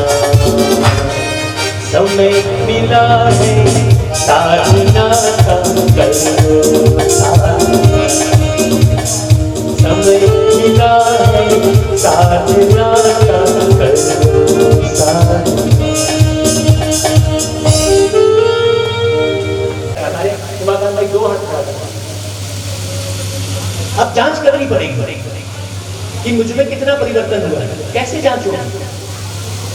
आप रोज दर्पण के सामने जाते हो, क्योंकि रोज गंदे हो जाते हो, इसलिए रोज दर्पण के सामने जाते हैं। उसी तरह से आपका जैसे तन रोज गंदा हो जाता है, रोज सावर के नीचे नहाते हैं, रोज नहाते हैं, उसी प्रकार से आत्मा को भी नहलाना है ज्ञान की गंगा, रोज रोज नहलाना है, क्योंकि रोज गंदी होती है।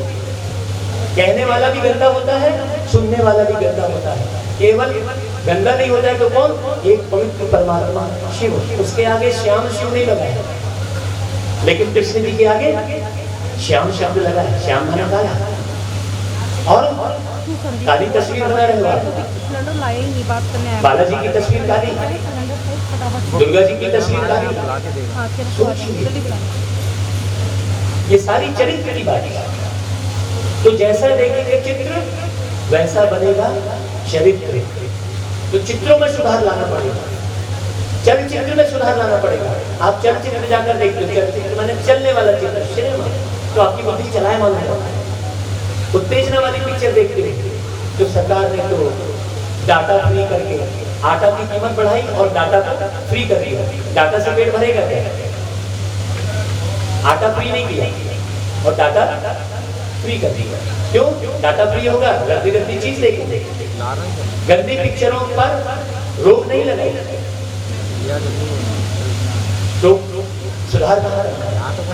तो इसलिए ऐसा तो हो नहीं सकता। हम फिल्मकार को जाके फिल्म बनाना रोक नहीं सकते, हम राजनीतिक को जाकर नहीं कर सकते। बहुत पैसा लगेगा, बहुत धन लगेगा, उस चक्कर में आप मर जाओगे। यदि मैं ऐसा करने लग गया तो भागवत कथा कहने लायक ही नहीं रहूंगा। कितने अच्छे बोलने वाले को सीधा चल भाई तू जाओ ऊपर। तो हमें क्या करना पड़ेगा? हमें स्व परिवर्तन करना पड़ेगा। हमें दूसरे की लकीर काटनी नहीं है, हमें अपनी लकीर बढ़ानी है। उसकी लकीर छोटी करने के लिए हमें अपनी लकीर बढ़ानी है। जब हम यात्रा करते हैं, आप मोटर बाइक चलाते हैं तो कहाँ देखते हैं? अपनी बाइक को देखते हैं कि बाजू वाले की बाइक को देखते हैं, वो कैसा चला रहा है। यदि आप सामने न देख कर गाड़ी चलाएंगे और बाजू वाले को देखने लग जाएंगे तो क्या होगा? गाड़ी चलाते समय आप केवल अपनी गाड़ी को देखते हैं, सामने देखते हैं, तब सावधानी से आप गाड़ी चलाते हैं। यहाँ पर भी परमात्मा ने फिर दूसरी वाली क्या बोली? स्वदर्शन स्वर्ग की सीढ़ी और पर दर्शन पतन की जड़। ये परमात्मा ने देखिए, स्व परिवर्तन से विश्व परिवर्तन और स्वदर्शन स्वर्ग की सीढ़ी, पर दर्शन पतन की जड़। तो ये स्वर्ग की स्थापना का कार्य चल रहा है। ये भागवत जो सुनाई जा रही है, इससे सतयुग निर्माण का कार्य चल रहा है। बहुत अच्छे से समझना। भगवान ने आकर लक्ष्मी नारायण की तस्वीर ऐसी बनाई, क्षीर सागर से उठा लिया, क्षीर सागर से उठा लिया और ऐसे करा दिया। ये परमात्मा शिव का प्रतीक है। वो शिव ऐसे लक्ष्मी नारायण का निर्माण कर रहा है, वो शिव कृष्णा बना रहा है। कृष्ण की हम जन्माष्टमी मनाते हैं, क्योंकि सतयुग में अब जन्माष्टमी कह रहे हैं मतलब 8 बार कृष्ण ने जन्म लिया होगा। किसी भी बच्चे की हम जन्माष्टमी बोलते हैं क्या? कृष्ण जी के साथ क्या शब्द लगा हुआ है? जन्माष्टमी। और रामचंद्र जी के साथ क्या लगा हुआ है? राम नवमी। मतलब सतयुग में आपके 8 जन्म होते हैं।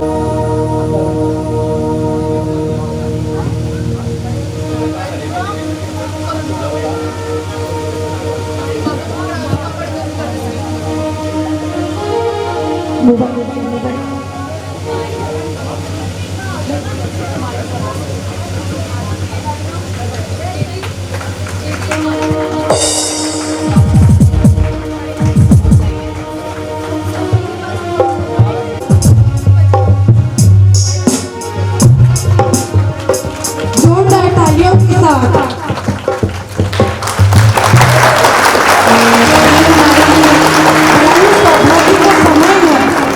दिन तो नहीं कहूँगी, दिन तो 9-10 दिन से चल ही रहे हैं। तो ये पूरा जो 9-10 दिन का समय निकला है बड़े ही सौभाग्य का है। मैं हर दिन हर पल यही सोच रही हूँ कि मैं कितनी भाग्यवान हूँ, कितनी सौभाग्यशाली हूँ। मेरे साथ साथ मेरा पूरा परिवार कितना सौभाग्यशाली है जो परमात्मा ने इस कार्य के लिए, इस सेवा के लिए हमें चुना।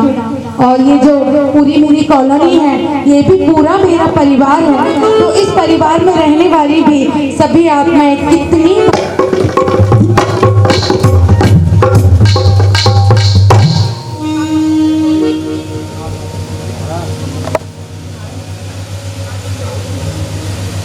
मैंने जो इन 5 सालों में अनुभव किया, मैं कल भी सुनाने वाली थी लेकिन कुछ बीच में व्यवधान आ गया, लाइट चली गई तो वो रह गया था। और वो मेरे दिल की तमन्ना है मैं आप सब तक उन भावों को पहुंचाऊं।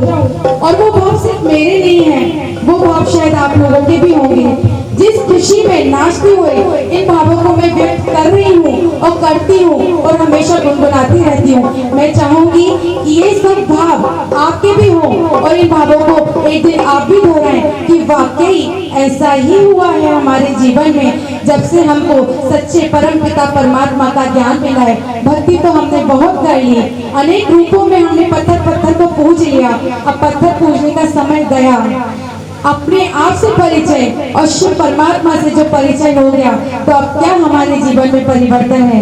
देखिए तुमसे ही मिली खुशियाँ,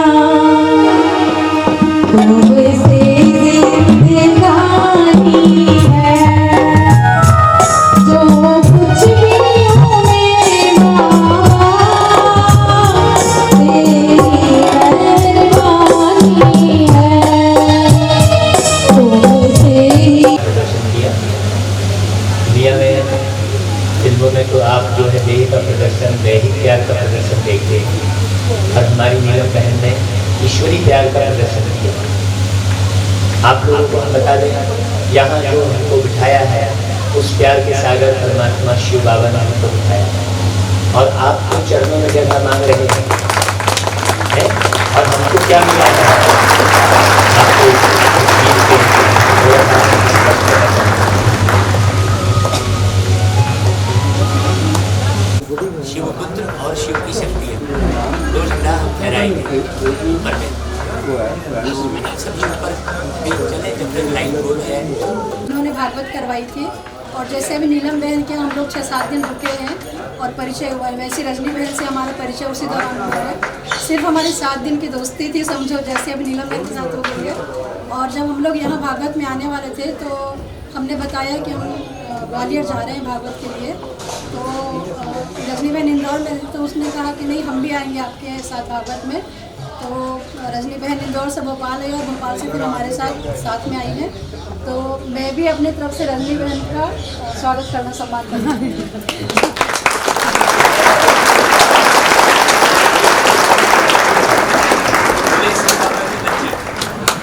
शिव बाबा को भी भोलानाथ कहते हैं, ऐसे भोलानाथ की बच्ची है रजनी बहन।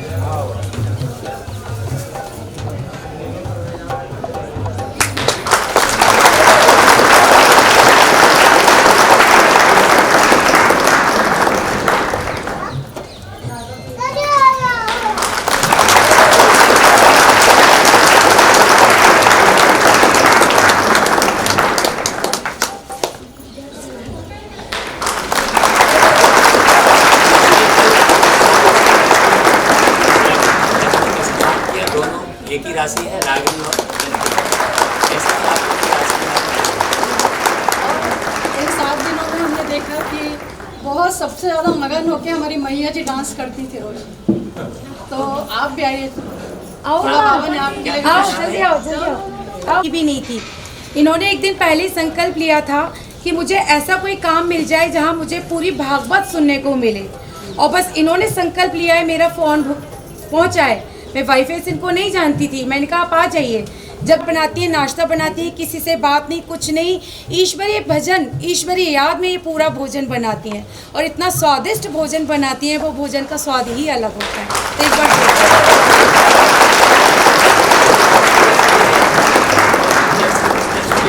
शाम को दोनों समय बिल्कुल वो जय श्री कृष्ण बोलने हम तो यहीं रुके हैं, तो बिल्कुल रोज सुबह शाम आती थी और पूरा आनंद लिया इन्होंने भागवत का।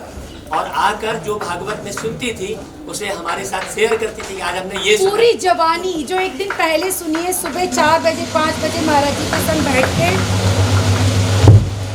पूरी जवानी बताती थी कि कल आपने कौन कौन सा प्रसंग सुनाया है, पूरा जैसे याद कर लिया है।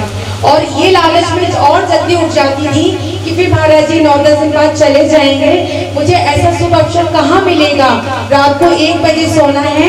और इस लालच में, ज्ञान के लालच में 4 बजे उठ के महाराज जी के कमरे में जय श्री कृष्ण और वहीं बैठ जाना। तालियां बजाइए आप ऐसे माता के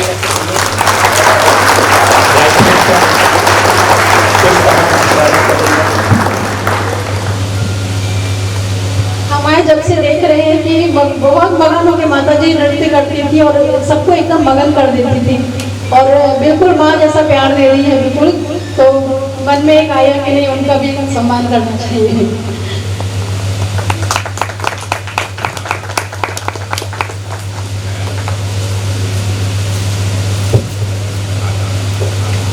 माता जी को एक साड़ी देकर रागिनी सम्मान कर रही है, जैसे मैया को साड़ी पहनाई जाती है। इन सभी आत्माओं ने इस ईश्वरीय कार्य में पूरा दिन कार्य करते हुए अपनी सेवा में योगदान दिया है। तो इनके लिए भी एक बार जोरदार तालियां हो जाए। रागिनी इन्हें भी अपनी ओर से साड़ी देकर सम्मान कर रही है। आप लोग जोरदार तालियां बजाइए। कहते ना एक अकेला कुछ नहीं कर सकता, सभी का सहयोग होता है। वो भी हम कार्य करते हैं तो संगठन में करते हैं। तो एक अकेला नीलम ने कुछ भी नहीं किया है, पूरे मेरे परिवार का मुझे सहयोग मिला है, मेरे कॉलोनी के पूरे परिवार का। मेरे कुछ जा रहा ना, ऊपर ही जा रहा है जी, जा रहा है ना, ऊपर ही जाना है। आप लोग तालियों में क्यों करने कर रहे हैं?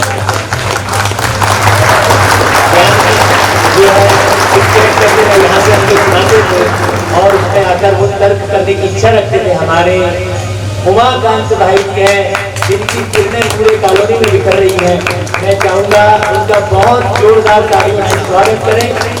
जिन्होंने सब कुछ किया है उन्हें हम क्या दे सकते हैं दिल के सिवा, है? तो एक बार जोरदार तालियां बजाएं। आप सब लोग दिल से बजाएं, दोनों हाथ ऊपर करके। देखिए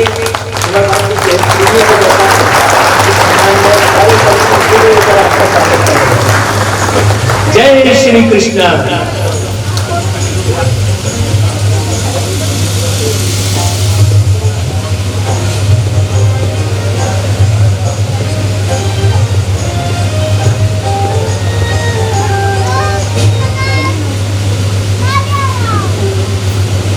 हेलो, मैं महाराज जी और राघव सिंह के बारे में बोलना चाहूँगी। जैसे कि बहना ने मुझे बोला कि मैं उनसे 6 महीने से मिली हूँ। लगता नहीं है कि मैं 6 महीने से मिली हूँ। आपने स्वयं भी देख लिया होगा कि किस तरह उन्होंने मेरा आदर सम्मान किया।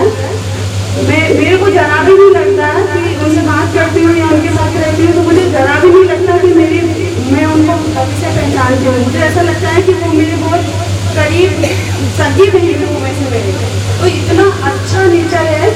आप सोचिए कि इतनी मेहनत और वो सब करने में बाबू में वो मेरा भी ख्याल रखते हैं, और महाराज जी भी, उनके भी मेरे पास फोन आते रहते हैं। कुछ भी कोई भी बात हो तो मुझसे भी बात करते हैं, एकदम निरंतर आते हैं। ढेर हम तारीफ करें, जरा सा भी इनकार नहीं करेंगे। सभी को पक्का होगा तो गीता ज्ञान, एक बार जोर से एक साथ आंसर देंगे। गीता ज्ञानदाता वो शिव बाबा है। तो वो शिव बाबा आज यहाँ आ चुका है जिसने कृष्ण कन्हैया का निर्माण किया है। बोलिए, बोल रहे हैं ना? तो वो शिव बाबा आ गया है, तो हम अभी उस शिव बाबा की याद में नाचेंगे सभी लोग अपने स्थान पर खड़े होकर इस गीत में। सबकी लबों पे दिल से निकल के सबके लबों पे एक यही स्वर छा गया, मेरा बाबा आ गया, मेरा बाबा आ गया। धरती बोली अंबर बोला, धरती बोली बल आ गया, मेरा बाबा आ गया, मेरा बाबा आ गया।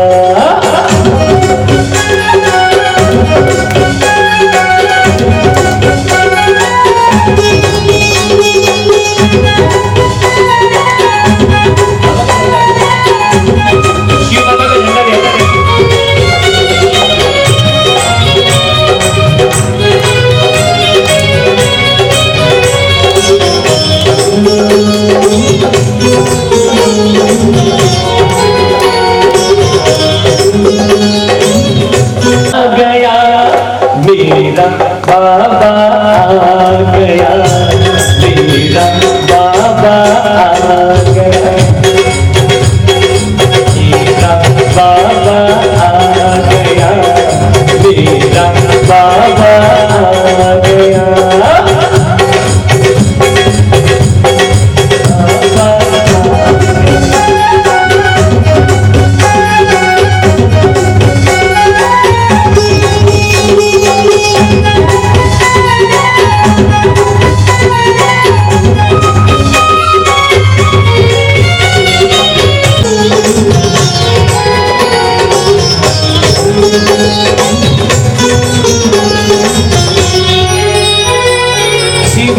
अजन्मा आते हैं, अपना जन्मदिन मनाते हैं। शिव अजन्मा आते हैं, अपना जन्मदिन मनाते हैं। झंडा फहराते हैं, जग की ज्योत जगाते हैं। देव क्षमा देव चांदनी चांदनी शर्मा गया, मेरा बाबा आ गया, मेरा बाबा आ गया, मेरा बाबा आ गया, मेरा बाबा आ गया।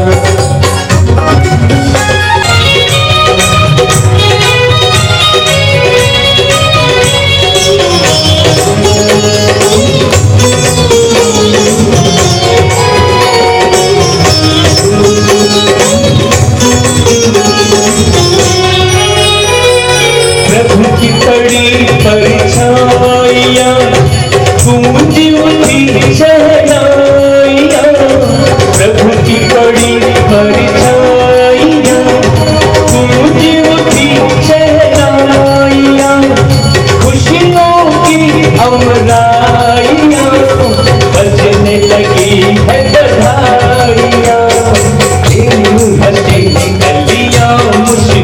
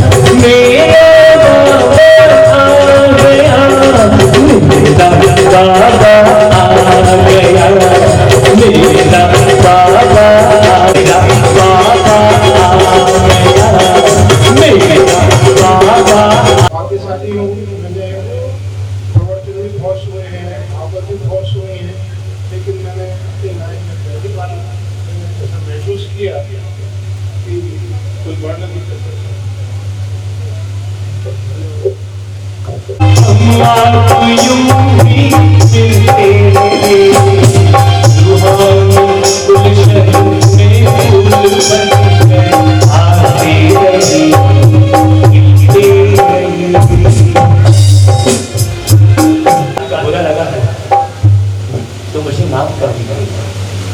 बात कोई करूरी लगी तो मलाल मुस्काना कीजिएगा।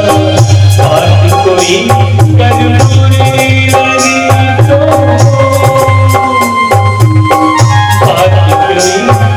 बुरी लगी तो मलाल मुस्काना कीजिएगा। हम आपके घर आपका है, हम आपके घर आपका है, माफ हमें कर दीजिएगा। उमा के संग सारे ये सारा सिंगल परिवार आपसे करबद्ध प्रार्थना करके माफी मांग रहा है। कोई कमी रह गई हो तो उसे मलाल बना दीजिएगा। उमा के संग हम सारे भला करें। गुलशन में फूल बनकर आते रहे, गुलशन में फूल बनकर आते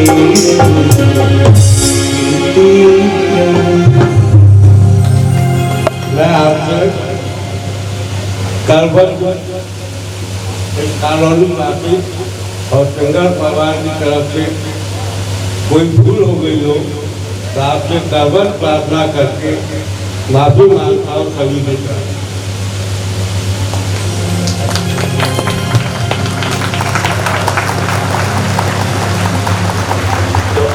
सब एक परमपिता परमात्मा के झंडे के नीचे एक होकर इकट्ठे होंगे और यहाँ पर वो शिव ध्वजा फहराई जाएगी।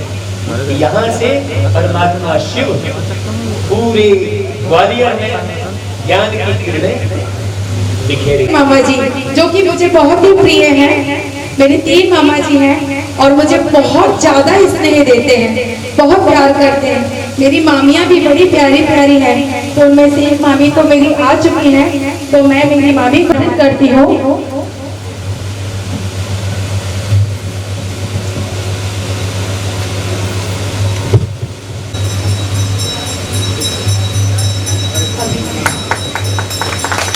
मैं आपको एक मामा जी के बारे में विशेषता बताना चाहूंगी कि शुरू से ही मामा जी भी भोलेनाथ के ही भक्त हैं और भोलेनाथ की ही सेवा में हमेशा कार्यरत रहते हैं। और इस उम्र है तो सभी को ये भागवत कथा का एक नियम है, सबको गीता दी जाती है। तो गीता को बहुत सारे रूप में एक गीता है। एक बार मामी जी के लिए भी जोरदार तालियां। तो ये बहुत छोटे रूप में गीता की अमृत धारा आपको सबको दी जाएगी। तो सब लोग मंच से ये अमृत धारा लेकर जाएंगे और आपके जो संकल्प है जो करना चाहें यहाँ पूरा करेंगे। इसके बाद हम मेरी सारे कार्यक्रम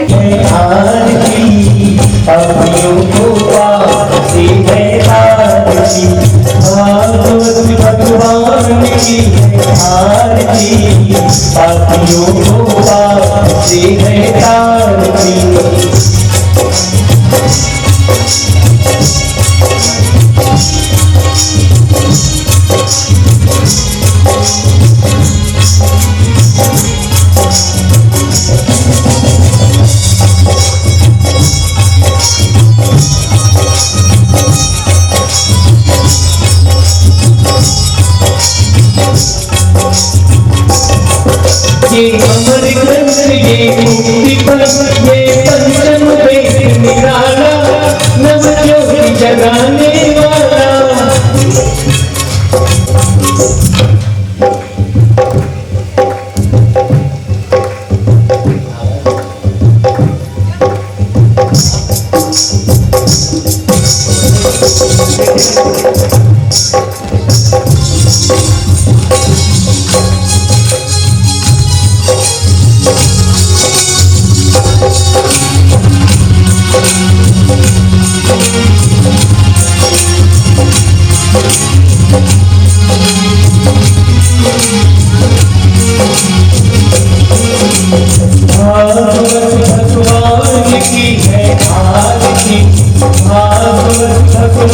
की है आरती, पापियों को पाप से है तारती। भागवत भगवान की है आरती, पापियों को पाप से है तारती।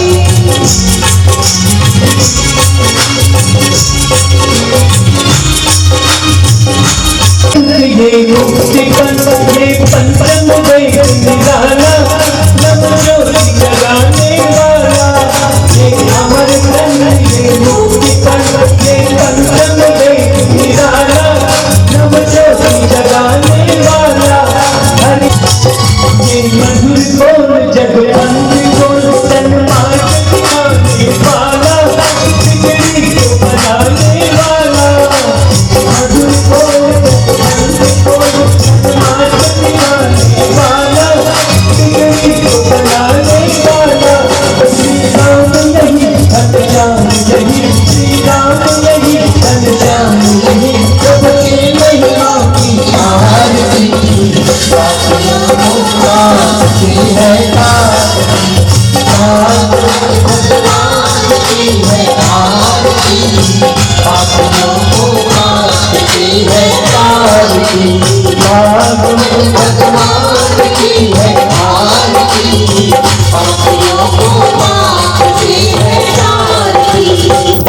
जय जय गोविंद जय जय गोपाल जय जय गोविंद जय जय गोपाल जय जय राधा रमण हरि गोविंद जय जय राधा रमण हरि गोविंद जय गोविंद जय जय गोपाल जय जय राधा रमण हरि गोविंद जय जय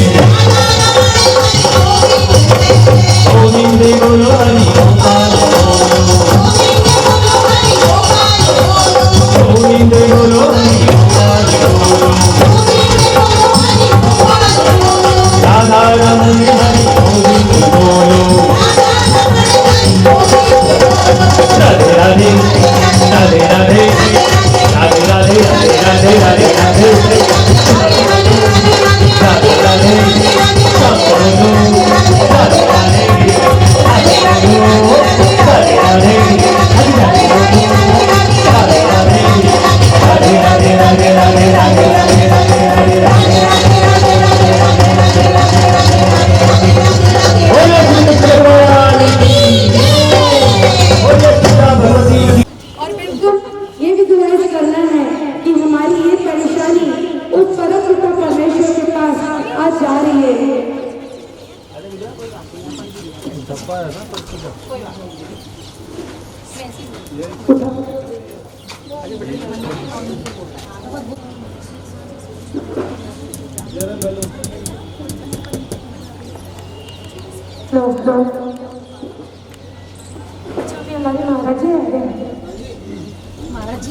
उसकी भी परेशानी है, तो सबसे पहले अपनी अपनी परेशानियों को दूर कर हम उसके लिए दुआ करें। सबसे पहले परमात्मा उसकी परेशानी दूर करे।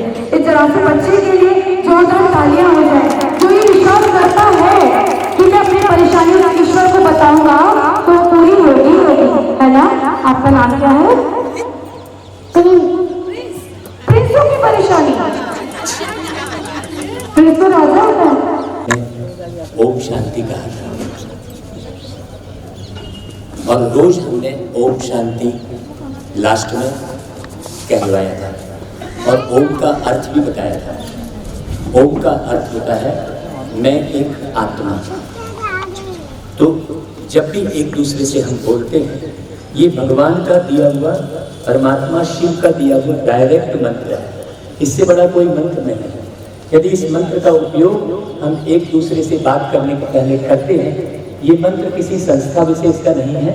आप लोग ये मत सोचिएगा कि ये किसी संस्था विशेष का मंत्र हमें सिखा रहे हैं। आप लोग आपस में एक दो से मिलते हुए ओम शांति बोलेंगे तो शांति बनी रहेगी। आप कमाल होगी आपके जीवन में, आपके परिवार में। आप खुद देखिए, हमने विगत 25 वर्षों से इसको अपनाया हुआ है, तो उसका अंतर हमारे परिवार में पूरा देखने को मिल रहा है। तो सब अपन छत पे चढ़कर ऐसा कह रहे हैं ताकि हम शांति के वाइब्रेशन इस पूरे कॉलोनी और पूरे ग्वालियर ले जा रहे हैं। आपकी पूरी समस्या को वो परमात्मा, तो हम सब आवाज की दुनिया से दूर चलेंगे, आंखें बंद कर लेंगे और जो हम गीत गा रहे हैं उसका बहुत अच्छे से समझेंगे।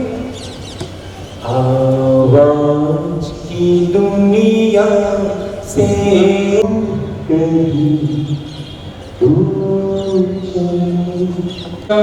सितारों से दूर बड़ी दूर चले, आवाज की जहाँ देह का दुनिया का कोई भान नहीं है, जहाँ देह का दुनिया का कोई भान नहीं है, कोई गम नहीं, हलचल नहीं, तूफान नहीं है, बड़ी शान से खुशियों कहीं दो चांदनी आवाज की दुनिया से चले गई।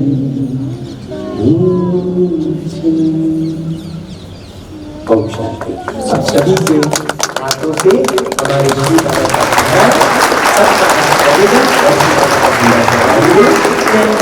प्यारे पिता परमात्मा के पास चांद सितारों से भी पुष्पा इधर झंडा फहराएगा और उधर ये आपकी सारी समस्या एक से टच कर लो, चलिए एक चैन बना ले, सभी एक दूसरे का हाथ पकड़ते जाए।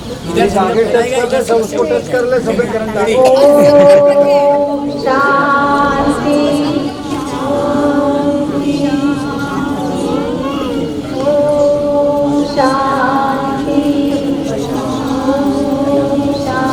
बोलिए मेरा मीठा बाबा, प्यारा बाबा, मीठा बाबा, सबकी समस्याएं लेने के लिए। बोलिए मेरा बाबा, प्यारा बाबा, मीठा बाबा, तालियां बजाइए जोरदार। आपकी सारी समस्या उस परवरदिगार के पास जा रही है। अब यहाँ पर सब जितने भी है, एक भी समस्या नहीं रह गई है। ओम शांति। चलिए अब सभी हम नीचे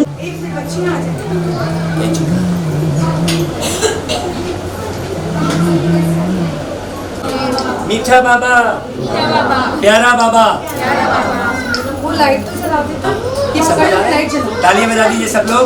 ये आज शिव बाबा के जन्म का उद्घाटन। चलो भाई आ जाए, सभी अंदर आ जाए।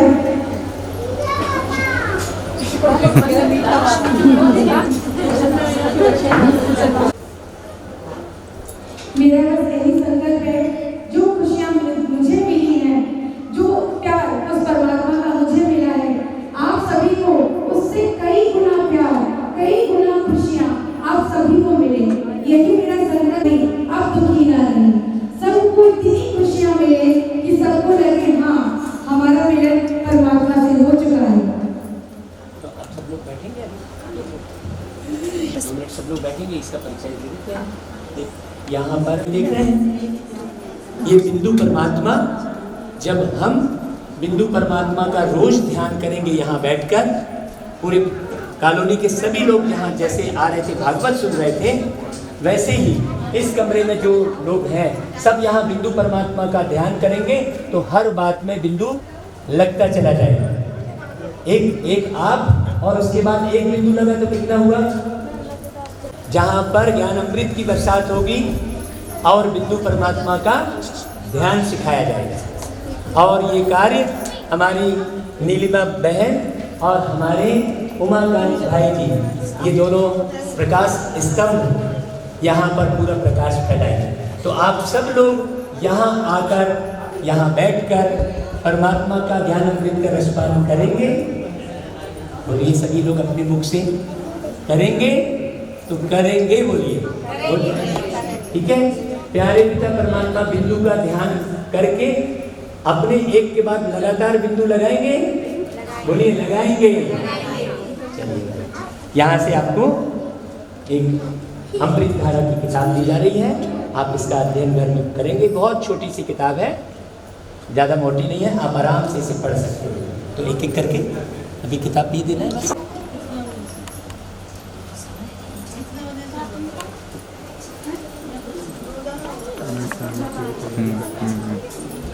आप लोग जाओ, आप लोग जाओ, बैठ जाओ, रुक जाओ।